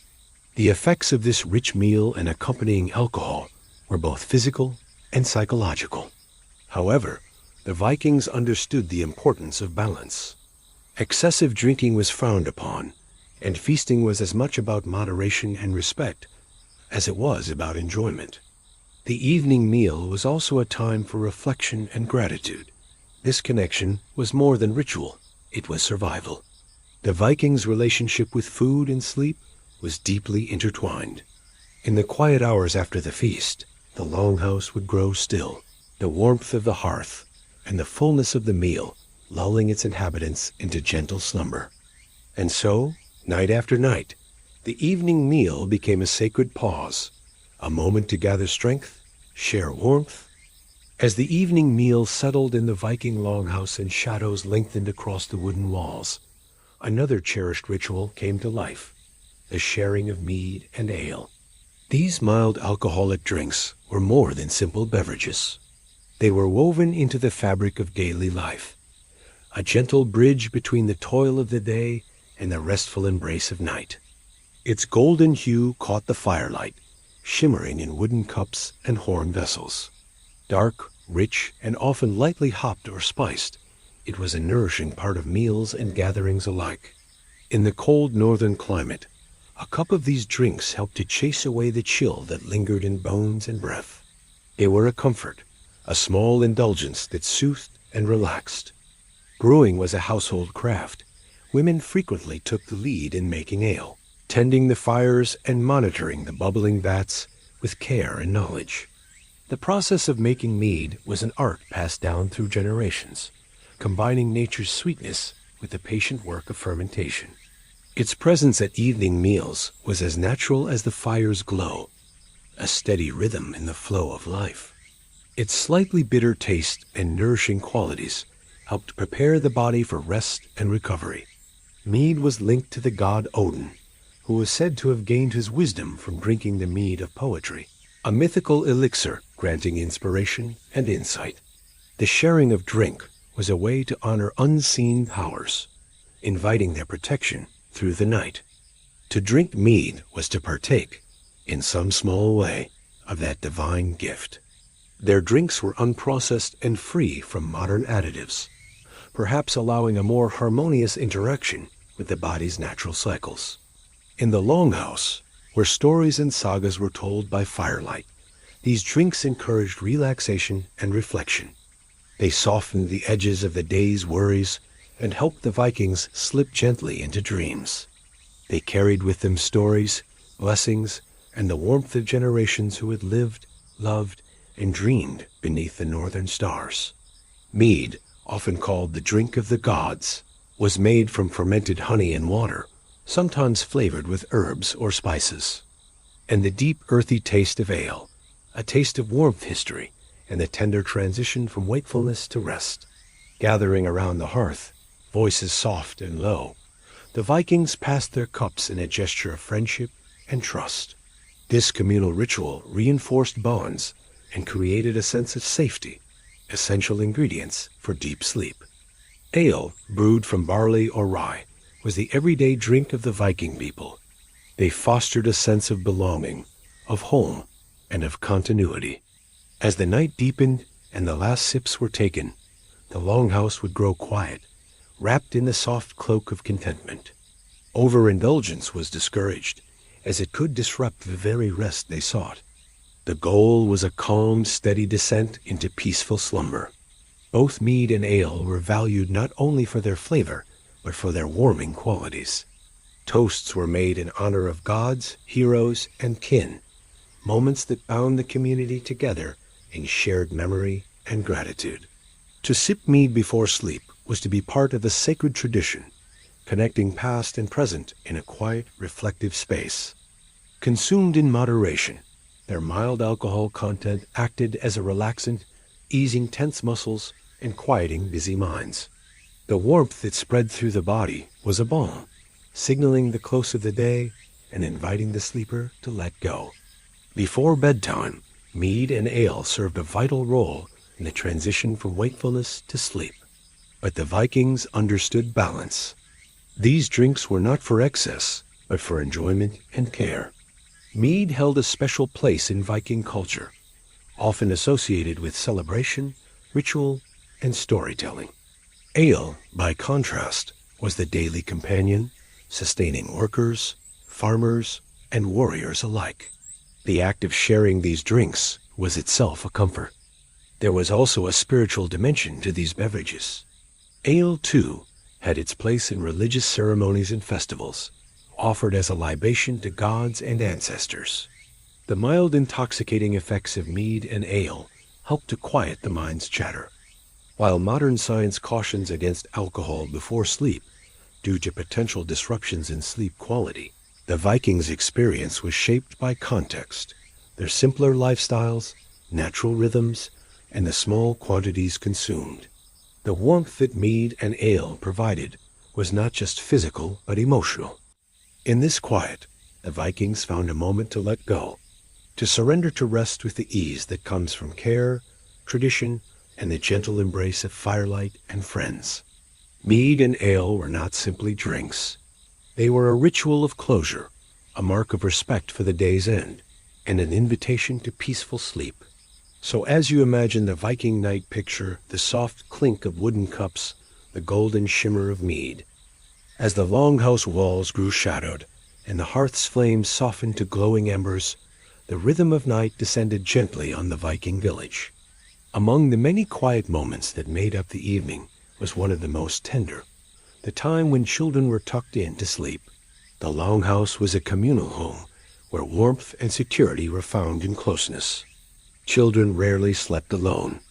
Instead, they nestled beside their parents, siblings, or sometimes elders, wrapped snugly in layers of wool. The soft rocking motion soothed the child, calming restless limbs and lulling little bodies toward rest. Mothers, grandmothers, and sometimes older siblings took on the sacred task of rocking children to sleep, using soft voices and gentle touches. Their lyrics might invoke the protection of gods like Freya, guardian of children and fertility, or Njord, the sea god whose calming winds could quiet restless waters and restless minds alike. Some lullabies told of animals, the wise raven, the gentle deer, or the watchful bear, symbols of strength and guardianship that comforted both the singer and the listener. The Viking lullaby, a tradition passed down through generations, was a vital part of this ritual.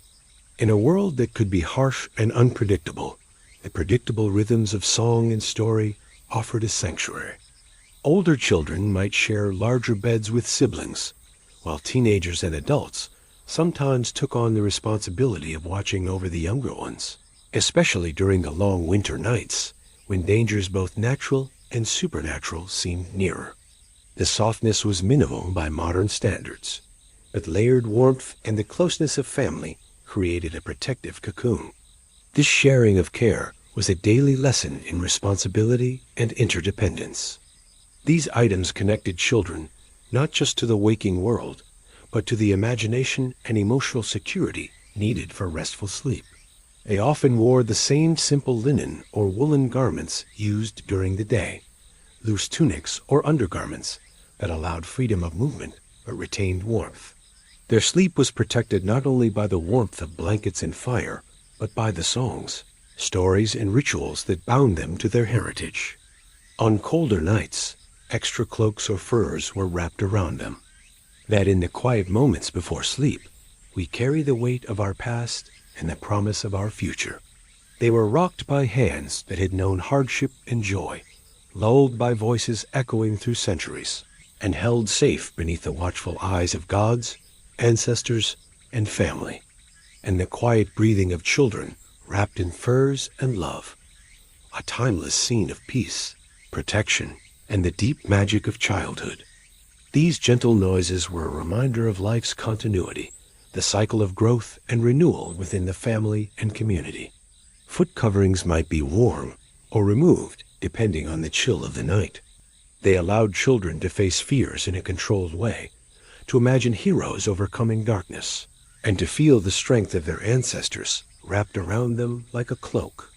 These images connected children to the land around them, grounding their dreams in the rhythms of nature and the sacred cycles of the world they inhabited. These songs were not simply soothing melodies. They were a bridge between the tangible and the spiritual, a way to weave protection, culture, and identity into the fabric of a child's earliest experiences.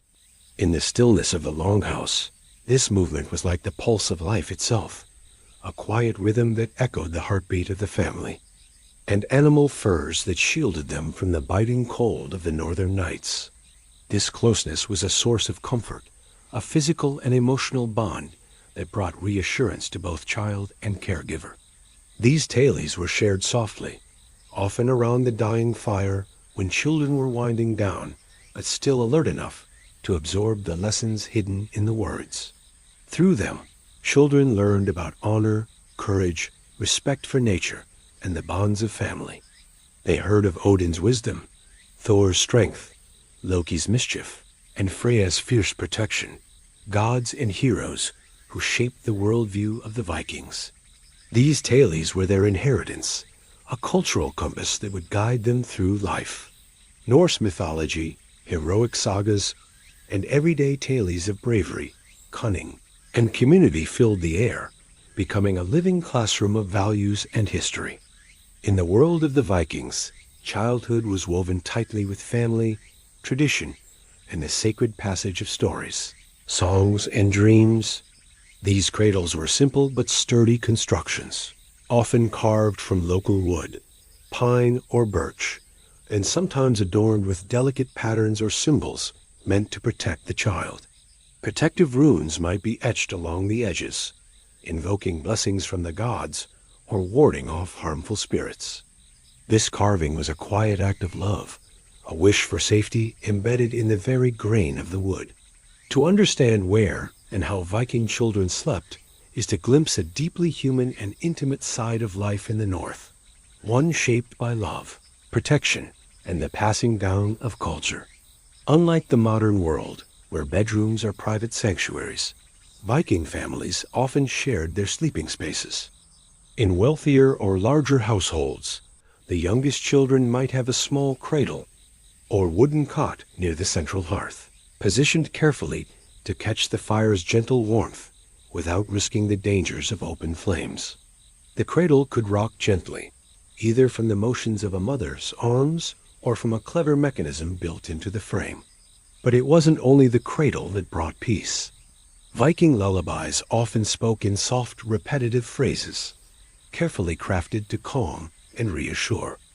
Others wove in natural imagery familiar to Viking children: the slow dance of stars in the northern sky, the shimmer of the aurora borealis, or the gentle sway of trees in the cold wind. Beyond lullabies, the long Viking nights were filled with the stories told by elders, narratives that passed culture from one generation to the next. The stories were not only entertainment, but vital transmissions of knowledge.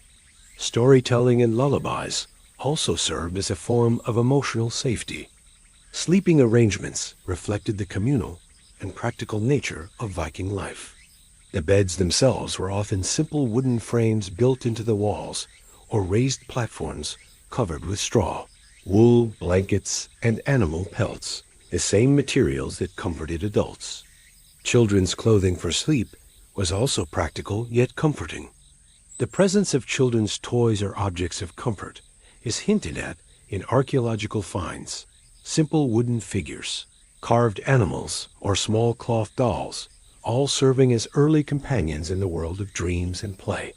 Throughout the night, the soft sounds of children breathing, murmuring, or stirring were woven into the larger soundscape of the longhouse: the crackle of embers, the creak of timber, the distant howl of the wind.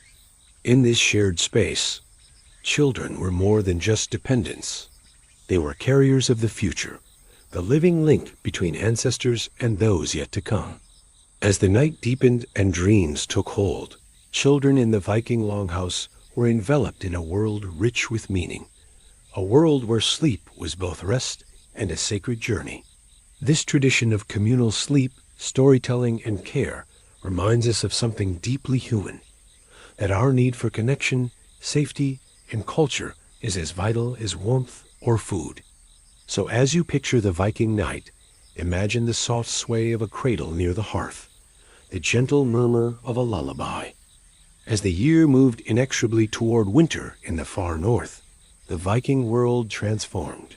The days grew shorter, shadows stretched longer, and the sun's weak light barely kissed the horizon before retreating again into darkness. This season, known as the Long Night, was not just a time of cold and hardship. It shaped every aspect of daily life, especially how Vikings slept, rested, and prepared for the challenges ahead. Winter in the north was severe and unrelenting. Snow blanketed the landscape, and icy winds swept down fjords and valleys. The cold seeped into bones and breath, demanding resilience and adaptation. The longhouse, a sanctuary against the wild, became a place of concentrated warmth, shelter, and rhythm. These spaces were small sanctuaries within the longhouse, offering extra warmth and privacy. Even in more modest homes, families clustered closely, sharing body heat and the security of togetherness. People rose later, their bodies responding to the darkness that pressed upon them like a heavy blanket. Its fire was tended with careful diligence, never allowed to burn low for too long, for to lose the fire meant losing both heat and protection. The glowing embers offered comfort through the longest nights, a beacon of life amidst the dark. This slower, more deliberate start to the day was both a necessity and a comfort. Instead of rushing to work or chores, people took time to prepare slowly for the day, often starting with quiet moments by the fire. It was a time to honor the body's needs, to slow down in harmony with nature, and to find warmth in family and tradition. Firelight rituals, prayers, and offerings to gods like Thor, who guarded against the wild, and Frigg, protector of the home, were common. Sleep became a refuge, a time to restore hope and strength for the coming spring. These acts brought comfort and a sense of control over the dark forces of winter. The quiet breathing of a family at rest, and the deep healing sleep that carried them safely through the longest, darkest nights. Breakfast was nourishing and warming. Thick porridge, fresh bread, smoked fish, and perhaps a small cup of ale or mead to chase away the lingering chill. These moments broke the monotony of long nights, renewing spirits and strengthening social bonds. It preserved warmth, saved energy, and aligned human rhythms with the natural world rather than the clock.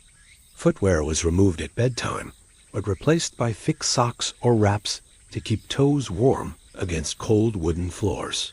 One of the most profound adjustments was in sleep habits. As the nights lengthened to nearly 24 hours of darkness, Vikings embraced longer periods of rest. Sleep was no longer a short reprieve, but a crucial, extended retreat, a time to conserve energy, restore strength, and endure the slow march of winter. Heavy wool blankets were piled on, sometimes several layers deep, trapping precious body heat. Animal pelts, from bear, reindeer, fox, or wolf, were added not just for their insulating qualities, but for the psychological comfort of their softness and scent. The absence of natural light made waking early difficult, and the concept of a fixed morning blurred. Bedding became thicker and more layered as temperatures dropped. Straw mattresses were replenished regularly with fresh, dry straw to prevent moisture and cold from creeping upward. Furs were treasured possessions. They were carefully maintained, cleaned, and stored to last through long winters. The smell of clean fur was a sign of care and protection, a subtle reminder of life's continuity even in the harshest months. In wealthier households, bedding might be arranged in special sleeping alcoves or curtained compartments to shield sleepers from drafts. The longhouse hearth remained the heart of warmth and light. Slower mornings meant routines adapted as well. Clothing for winter rest was layered and heavy. Vikings wore multiple woolen garments even indoors, with cloaks or shawls draped over shoulders. The body naturally adjusted to this extended rest, cycling through longer phases of deep sleep, which was vital for maintaining health during the cold months when physical labor was reduced, but endurance was critical. Viking spirituality and tradition also shaped winter rest. The long night was seen as a sacred time, a pause when the earth itself seemed to sleep. In some communities, special gatherings occurred during the darkest weeks, feasts and ceremonies that celebrated the return of the sun and honored the cycle of life and death. The long winter sleep was thus a blend of necessity, culture, and care. Through these long nights, Vikings cultivated resilience, not just against the cold, but against the isolation and darkness. So when you imagine the far north in winter picture, long hours spent wrapped in wool and fur, the slow flicker of firelight. The Viking longship, a sleek, swift vessel carved from timber and powered by oars and sail, was both a marvel of engineering and a home away from home. For raiders and traders alike, the longship was the vessel of adventure, danger, and discovery. Waves slapped against the hull, sea spray mingled with salt air, and the wind howled over the open water. Yet the Vikings were masters of adaptation. They learned to rest, even sleep, in this challenging environment.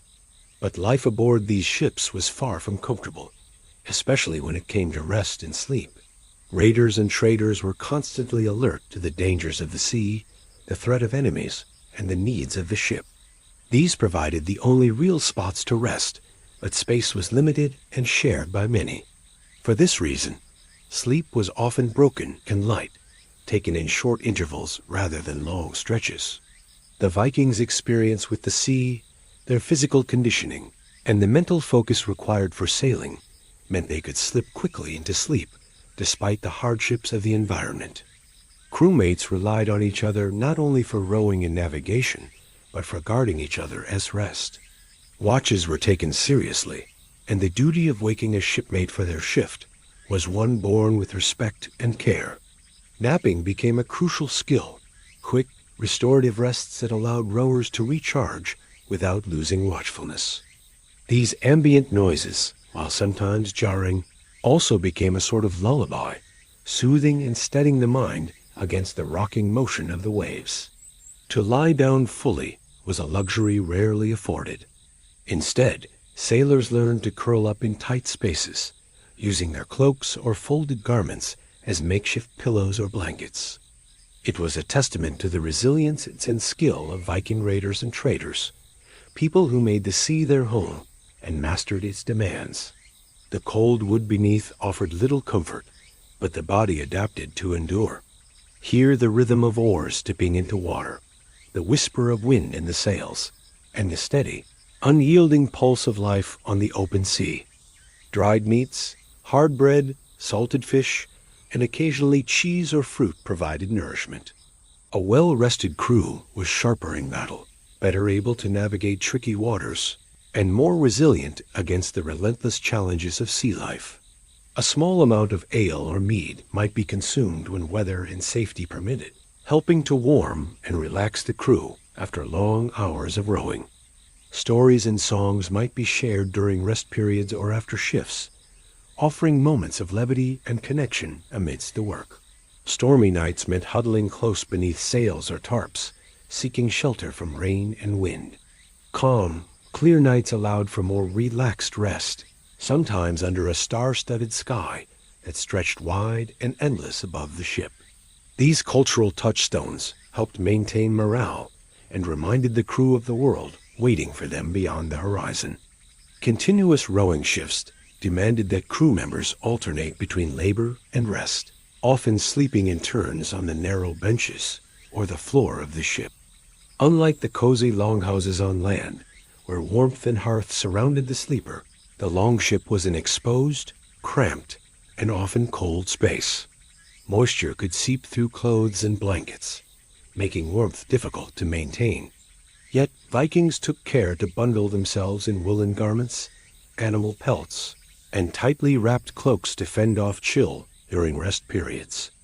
Sleep aboard the longship was a patchwork of stolen moments, brief naps, and careful watchfulness. The benches, called thwarts, were slim wooden seats spanning the width of the vessel. The soundscape aboard was a mixture of creaking timbers, water lapping, and the rhythmic splash of oars, a constant reminder of the ever-moving sea. The sea air was sharp and salty, sometimes biting with cold fog or mist. Sleeping while sailing required a particular kind of vigilance. Crew members needed to stay alert for changes in weather, the sight of other ships, or any indication of danger. These naps, though brief, were deep and restorative. There was also a strong sense of camaraderie and trust aboard. Meals on board were simple and often eaten in shifts, just like sleep.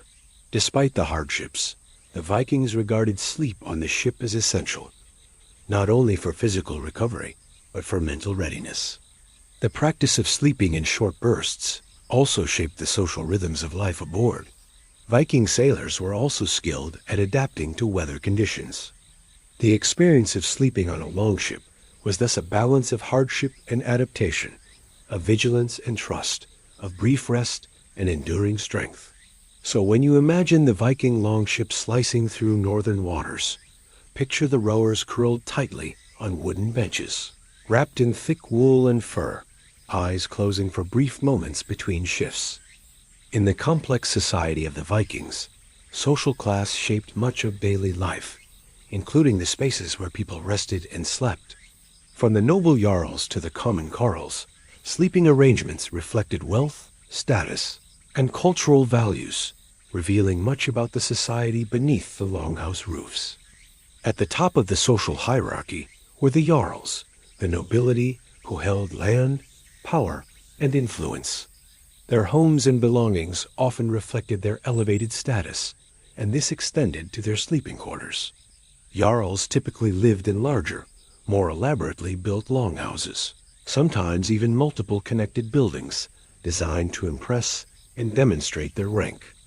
Layers of straw or hay formed the mattress foundation, topped by soft wool blankets hand-woven from the fleece of prized sheep.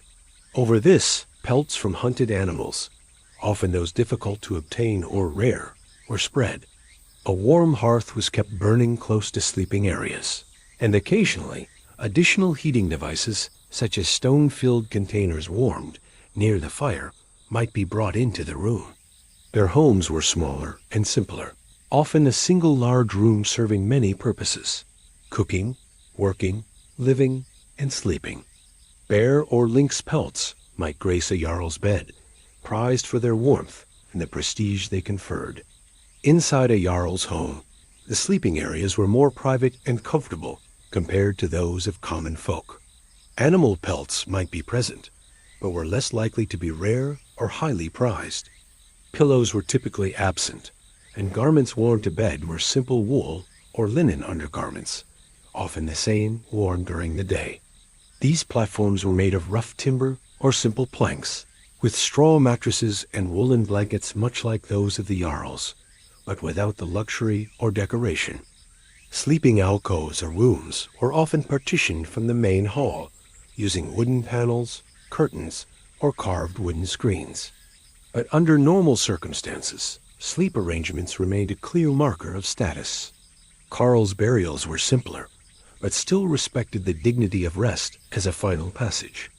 The absence of additional heating devices meant that winters were harder and nights colder for common folk, making their bedding and shared body heat all the more vital.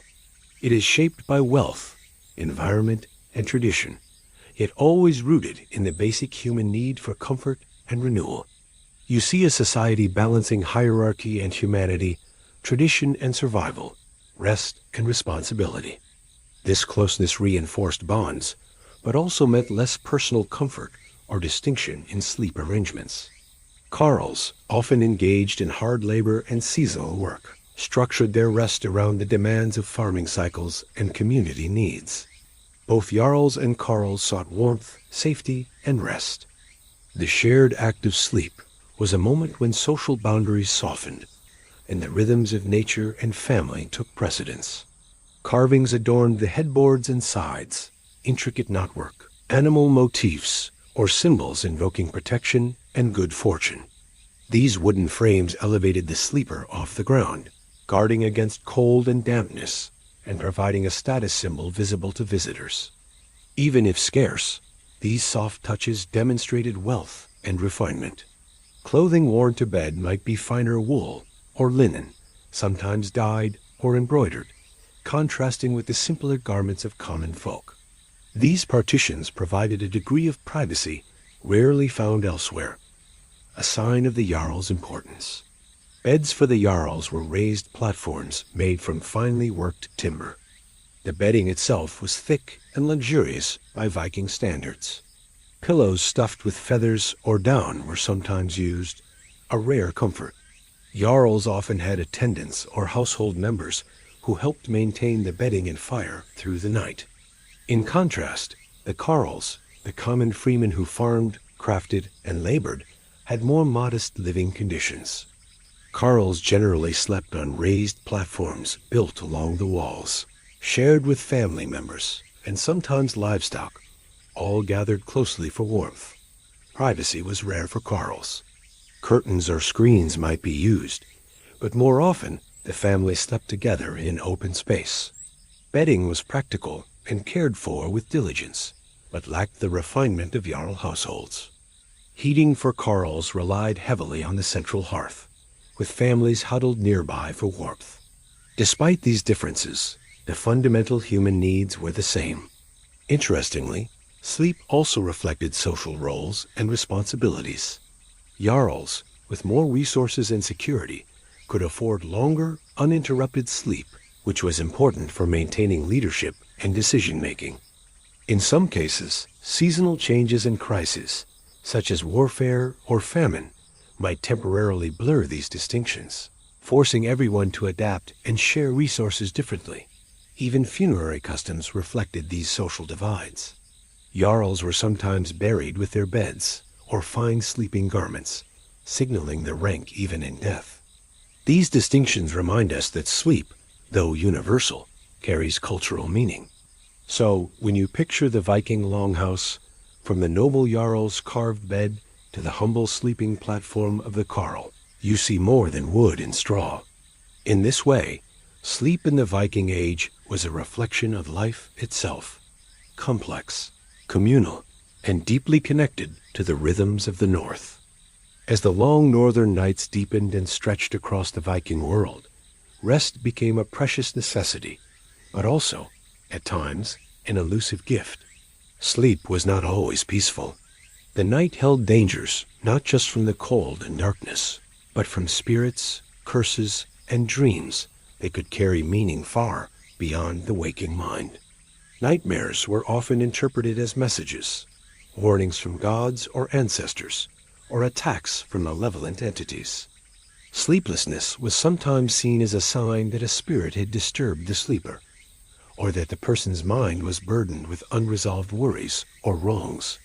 Nightmares crept in like shadows, sleeplessness gnawed at the spirit, and restless minds struggled with the heavy weight of worry or unseen forces.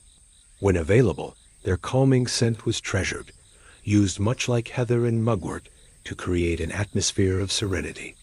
Their knowledge of plants and herbs was profound, a living tradition passed down through oral teaching and practice. These evergreens were more than mere decoration. Their aroma was believed to cleanse the air and protect the household from evil influences. Evening routines might include a cleansing of the home's threshold with water drawn from sacred springs, or the sprinkling of salt to purify the sleeping space. These acts, simple yet profound, marked a boundary between the waking world and the realm of dreams, between safety and vulnerability. Bringing the scent of living trees inside during the coldest, darkest season symbolized endurance and life persisting through hardship. These objects connected the physical and spiritual worlds, tangible anchors for hope and safety. Each plant carried not only practical healing properties, but symbolic power. Knives or small iron trinkets were placed near sleeping areas, their cold, hard presence thought to disrupt the influence of harmful spirits or curses. The belief in iron's protective power was widespread, rooted in its association with strength, craft, and the human mastery of nature. Some herbs were brewed into teas or applied as balms, believed to ease restlessness or soothe the body after a hard day's labor. Sleeping under exposed beams was often considered dangerous, as spirits were thought to linger there. Vikings believed that holding peaceful thoughts, resolving conflicts, and approaching sleep with calm intentions helped ensure good dreams and restful slumber. And spirit were inseparable, where healing was holistic, and where sleep was honored as a sacred passage deserving of care and reverence. Mental and emotional cleanliness were as vital as physical warmth. Sense the subtle crackle of the fire, the soft glow of candles, and the quiet presence of carved talismans resting near the bed. Hear the whispered prayers and soft lullabies weaving through the air, a timeless melody of protection and peace. Doors and windows were secured not only for warmth, but to keep out unwelcome supernatural visitors.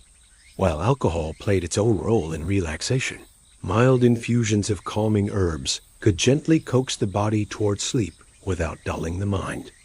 Flames flickering in the hearth or from small candles cast protective shadows, embodying life and vigilance through the night. These oral traditions reinforced bonds, comforted fears, and tied the living to their ancestors and gods. These individuals, versed in herbal lore, ritual, and runic magic, might be called upon to cleanse a restless sleeper or protect a vulnerable household. Their knowledge was a blend of science and spirit, a tradition bridging the seen and unseen worlds. Through words and melodies, the night became a place of healing and continuity. Before sleep, prayers or blessings might be murmured toward the fire, invoking the watchful eyes of gods like Thor or Freya, or seeking protection from ancestral spirits. The Vikings, intimately connected to the land and the mysteries beyond, sought comfort and protection in the rich traditions of folk remedies, a woven tapestry of plants, rituals, charms, and prayers designed to shield sleep from harm and invite healing rest. Each sprig of herb, whispered prayer, carved rune, and flickering flame worked together to invite peace and repel harm. Its delicate purple flowers were often gathered at midsummer, dried carefully, and hung in bundles near sleeping areas or placed beneath pillows. The gentle, earthy fragrance of heather was believed to create a protective aura, warding off evil spirits and calming restless minds. Small carvings made from wood, bone, or stone, often inscribed with runes, were kept close at hand or placed near beds. They were symbols of power and magic. The alges rune, resembling elk's antlers or a protective hand, was a common choice, believed to shield the sleeper from harm. Other runes invoked health, peace, or the favor of particular gods. Its scent was a balm, a whispered promise of peace and security. In this ancient world, the boundaries between the physical and spiritual were fluid. This herb was commonly woven into small sachets or tied in bundles and hung near the bed. The bitter, aromatic scent of mugwort was said to repel nightmares and hostile spirits, while its calming influence soothed the nerves and invited gentle dreams. Some accounts suggest that mugwort was even burned as incense to purify the air and invite divine favor before sleep. To navigate these challenges, the Vikings drew deeply on their environment, the forests, fields, and shorelines that sustained them. Heather, a resilient shrub that thrived in the rocky soil of northern landscapes, was one of the most treasured herbs for promoting restful sleep. Mugwort, with its silvery leaves and strong, distinctive aroma, was another staple in the Viking arsenal against troubled sleep. Though less common in the northern reaches, lavender and other sweet-smelling herbs occasionally found their way into Viking households, traded from southern regions or cultivated in sheltered gardens. Pine and juniper boughs were collected in abundance during the winter months, filling homes with fresh, resinous scents. The power of plants extended beyond scent. Beyond the realm of plants, ritual was central to the preparation for rest. Lighting held sacred power. The hearth fire was tended with reverence, for it was both a source of warmth and a guardian against darkness. Talismans and charms provided another layer of defense. Many families crafted their own amulets, imbuing them with prayers and intention, passing them from parent to child as heirlooms of protection. Iron objects held special significance. Sleep rituals also included careful attention to the placement of beds and sleeping arrangements. Certain spots within the longhouse were favored or avoided. The role of the mind and heart in preparing for rest was equally important. Soft songs and stories, lullabies and tales told at the hearth, soothed not only children but adults as well. In some regions, special healing figures or wise women played an important role in addressing sleep ailments. Through these layered customs, the Vikings created a protective cocoon around sleep, a vital sanctuary in a world of unpredictability and darkness. Today, when we consider these ancient folk remedies, we glimpse a worldview where nature. So, as you imagine the Viking longhouse settling into night, picture the fragrant bundles of heather and mugwort hanging gently by the hearth. In these simple, profound acts, the Vikings found a way to welcome rest, a precious gift wrapped in nature's bounty, spiritual guardianship, and the enduring power of love. As twilight faded into night, across the Viking homestead, the close of day brought with it a sacred pause, a moment to prepare not just the body, but the spirit for rest. For the Vikings, sleep was more than a biological necessity. It was a passage into a realm where gods, ancestors, and unseen forces mingled with dreams. To honor this threshold, they engaged in a series of rituals, quiet acts infused with faith, intention, and tradition, designed to protect, comfort, and connect. One of the most important aspects of this nightly ritual was prayer. The Vikings worshipped a rich pantheon, each god and goddess embodying different aspects of life and the cosmos. At night, prayers often turned to gods who guarded the home, the hearth, and the journey between worlds. In some families, a small spoken blessing might accompany the extinguishing of the fire's flame, sealing the day's end with gratitude and protection. Small carved talismans bearing runes, symbols believed to hold magical properties, were tucked beneath pillows or placed near sleeping areas. The Alges rune, shaped like an outstretched hand or elk's antlers, was especially popular for protection. Its form symbolized a shield, warding off evil and danger. This intimate communion reflected the Vikings' deep belief in the power of words and intention. As the fire's glow softened and the household settled, parents and elders would share sagas and tales, stories of gods and heroes, ancestors, and the mysteries of the natural world. Wearing or placing such a charm nearby was thought to invoke Thor's fierce guardianship through the vulnerable hours of the night. Through the telling and retelling of these sagas, listeners were woven into the fabric of Viking identity, connected to both past and future. A sprig of evergreen hung above the door, or a whispered thank you for protection granted. Her blessings were sought to ensure peace within the home, and to protect the vulnerable children, the sick, and travelers. It was a moment of belonging, of passing down legacy, of facing the night's uncertainties together. The hearth's flames flickered low, the voices softened into whispers, and the longhouse settled into stillness. They found peace born of faith, community, and connection, a deep assurance that through prayer, protection, and shared stories, the night could be faced with courage and calm. The boundaries between waking and dreaming blurred, the mind readying to cross into the night's mysteries. A knife or iron key, placed beneath the pillow or beside the bed, was believed to repel malevolent spirits. Iron was a metal of power, crafted by human hands from the earth's raw elements, a potent symbol of defense against supernatural threats. The soft placement of rune-carved charms beneath pillows, and the glow of firelight casting shadows on faces attentive to stories that bridge worlds. Invoking Freya's name could bring comfort, warmth, and a gentle shield against harm. Beds might be oriented in specific directions, avoiding sleeping directly beneath ceiling beams or near doorways thought to invite unwanted spirits. Curtains or woven screens could be drawn to create a protective boundary, a quiet sanctuary within the bustling longhouse. Odin, the Allfather, was a complex figure associated with wisdom, prophecy, and the mysterious realm of dreams. Before sleep, some might whisper invocations to Odin, asking for insight through dreams or protection from nightmares. His watchful eye was a powerful guardian, especially for those who sought guidance or foresaw peril. Thor, protector against chaos and dark forces, was frequently called upon to guard the household through the night. Heimdall, the vigilant watchman of the gods, symbolized alertness and safety.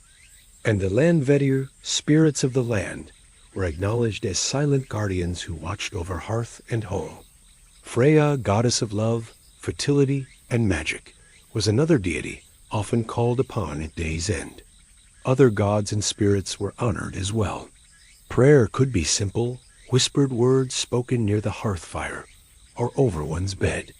Alongside prayer, physical charms and protective objects played a vital role. Some families crafted amulets shaped like Thor's hammer, Mjolnir, a powerful emblem of strength and protection. Iron objects, too, featured prominently in these protective rituals. The arrangement of the sleeping space itself was part of the ritual. Quiet family storytelling was another cornerstone of the bedtime ritual, serving both to soothe and to bind generations. These stories did more than entertain. They imparted cultural values, lessons, and spiritual wisdom. The cadence of storytelling, the familiar voices, and the shared laughter or moments of awe created a cocoon of comfort. In some homes, the ritual extended to special offerings or small gifts to the household gods or land spirits. A pinch of grain placed near the hearth. These acts acknowledged the sacred balance between human effort and divine will, recognizing that safety and rest were gifts to be respected and nurtured. As the rituals drew to a close, the household would quiet further. In this sacred space, the Vikings found more than physical rest. So as you imagine the Viking longhouse preparing for sleep, picture the whispered prayers to Odin and Freya. This was a nightly ritual, timeless and profound, a gentle passage from the labors of day to the mysteries of night, guided by faith, tradition, and love. As the long northern night surrendered to the fragile light of dawn, the Viking longhouse stirred quietly to life. The first moments of morning were a delicate balance between lingering shadows and the faint promise of daybreak. Waking was rarely gentle. The chill of cold wooden floors, the acrid scent of smoke from dying embers, and the urgent call of chores blended into a sensory symphony that marked the start of another laborious day. In the deep north, the early morning light was often muted, filtered through fog that clung to the earth like a soft, gray veil. This mist dampened sounds and softened the world, lending a dreamlike quality to the awakening hours. A soft cough, a whispered greeting, the rustle of blankets being folded or rearranged. Children yawned, stretching small limbs, while elders sat up slowly, hands resting on weathered knees. The quiet intimacy of shared awakening knit the household together, each member moving with practiced familiarity through the morning's rituals. Outside, the air was crisp and biting, filled with the earthy scents of frost, pine, and damp earth. Mists rolled slowly across fields and fjords, softening the rugged landscape into muted shapes. This morning fog, while beautiful, was a reminder of the constant struggle with nature's elements: cold, damp, and unpredictability. And hands, a brisk splash to shake off sleep's fog. It was a sensory experience.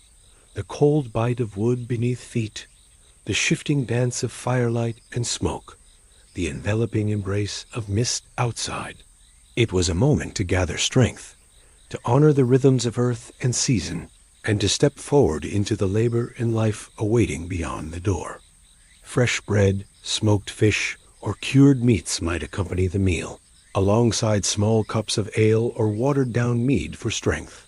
Hear the soft movements, the crackle of embers being coaxed into flame, the faint scent of smoke and damp earth blending in the cold air. Feel the contrast between chill floors and warm hearth, between lingering dreams and the promise of a new day. Hair was combed, garments adjusted, often layered wool and linen, chosen carefully to face the demands of work and weather. Outside, animals stirred in their pens, waiting for feeding and tending. Elders often stayed near the hearth longer, gathering strength or sharing quiet words, passing on knowledge or blessing the day's efforts. Tools lay ready, sharpened, and cared for, awaiting hands skilled in farming, crafting, or hunting. The soft, orange-red light flickered gently, casting dancing shadows on the walls, a comforting contrast to the morning gloom. The longhouse itself, built of heavy timbers and thatch, held this cycle of renewal like a living organism, breathing in smoke and fog, exhaling warmth and light. It was a smell of survival and hearth fire, sometimes sharp and stinging in the eyes, sometimes soft and warm in the lungs.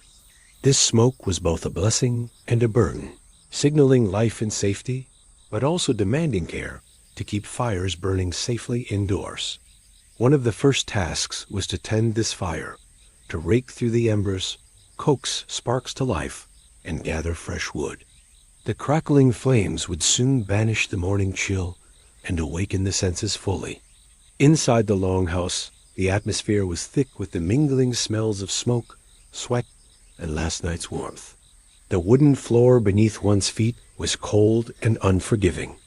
Vikings rose from their beds, straw and wool layered with furs, and stretched into the chill. The sudden contact with cold planks, a sharp reminder that night's warmth was fleeting. Footfalls were careful and slow, mindful of the others still sleeping or stirring nearby.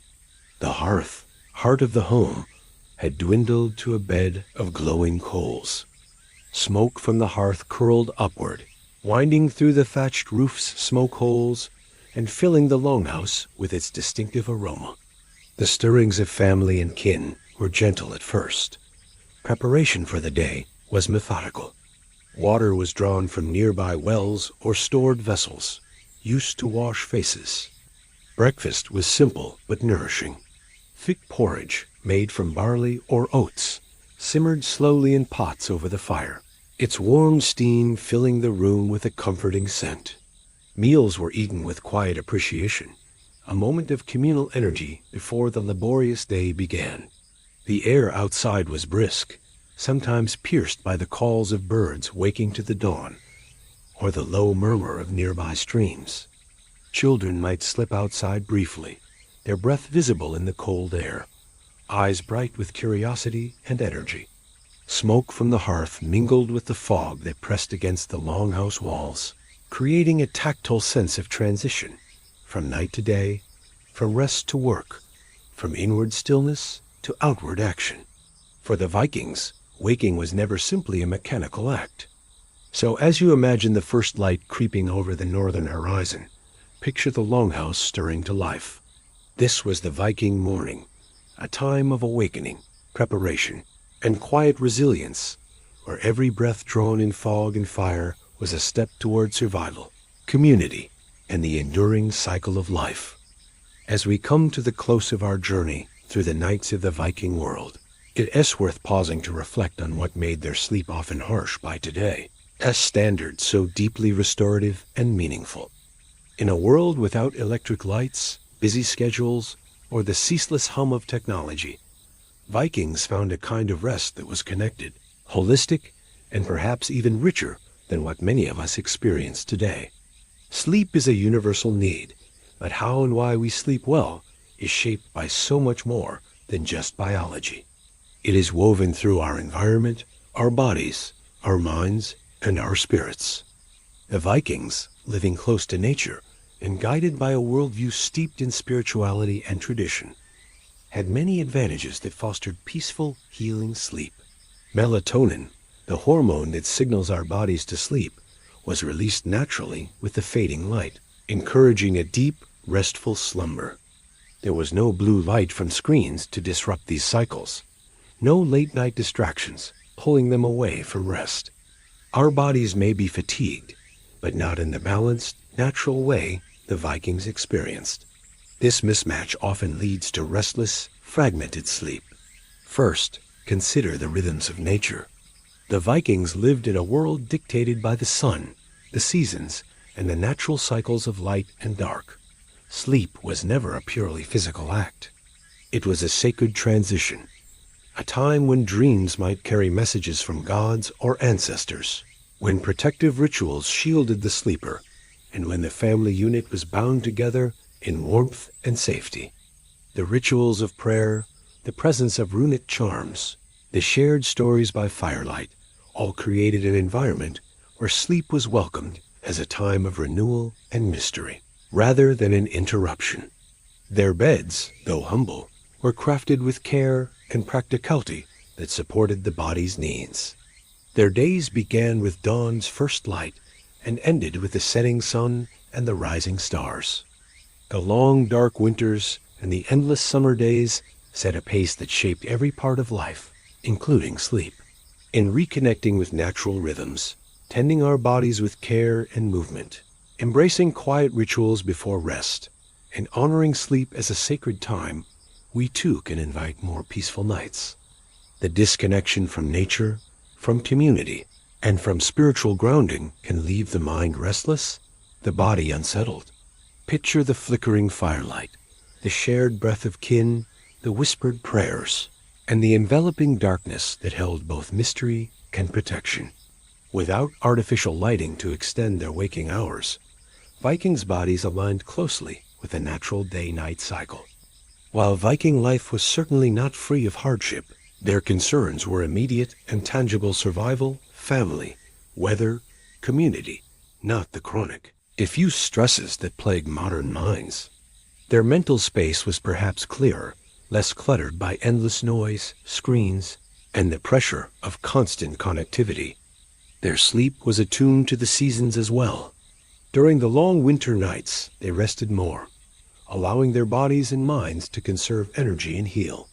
In the bright summer months, shorter sleep was balanced by a slower pace and the invigorating influence of fresh air and sunlight. This seasonal harmony fostered resilience, health, and a strong connection to the natural world. Second, the Vikings' bodies were conditioned by a life of hard labor, outdoor activity, and fresh air. Farming, crafting, hunting, and sailing demanded strength, endurance, and endurance built over years. Physical exhaustion after a day's work made falling asleep easier and deepened the quality of rest. The body's natural need for repair and renewal was met in full. Compare this to modern life, where many people spend long hours sitting indoors, often under artificial lighting, and struggle with sedentary habits. Third, the Vikings' sleep was infused with spiritual meaning and social connection. This spiritual and communal dimension offered comfort and security, easing the mind into rest. Modern life often lacks this dimension. Sleep is frequently treated as a utilitarian necessity, a block of time to be optimized or sacrificed for productivity. Furthermore, the simple, natural materials Vikings used for bedding, straw, wool, animal pelts offered warmth and breathability that synthetic mattresses and fabrics often fail to provide. Lastly, the absence of modern stressors cannot be overlooked. This clarity, combined with the physical and spiritual practices surrounding sleep, created a foundation for deeper, more restorative rest. As we reflect on the Vikings' relationship with sleep, there is much we might learn. So the next time you draw your blanket close and close your eyes, imagine the Viking longhouse settling into night. In these ancient ways, sleep was not just an end to the day. It was a vital thread woven through the fabric of life, connecting earth, body, spirit, and community. And perhaps, in remembering their nights, we find a way back to rest that is deeper, truer, and more healing than before.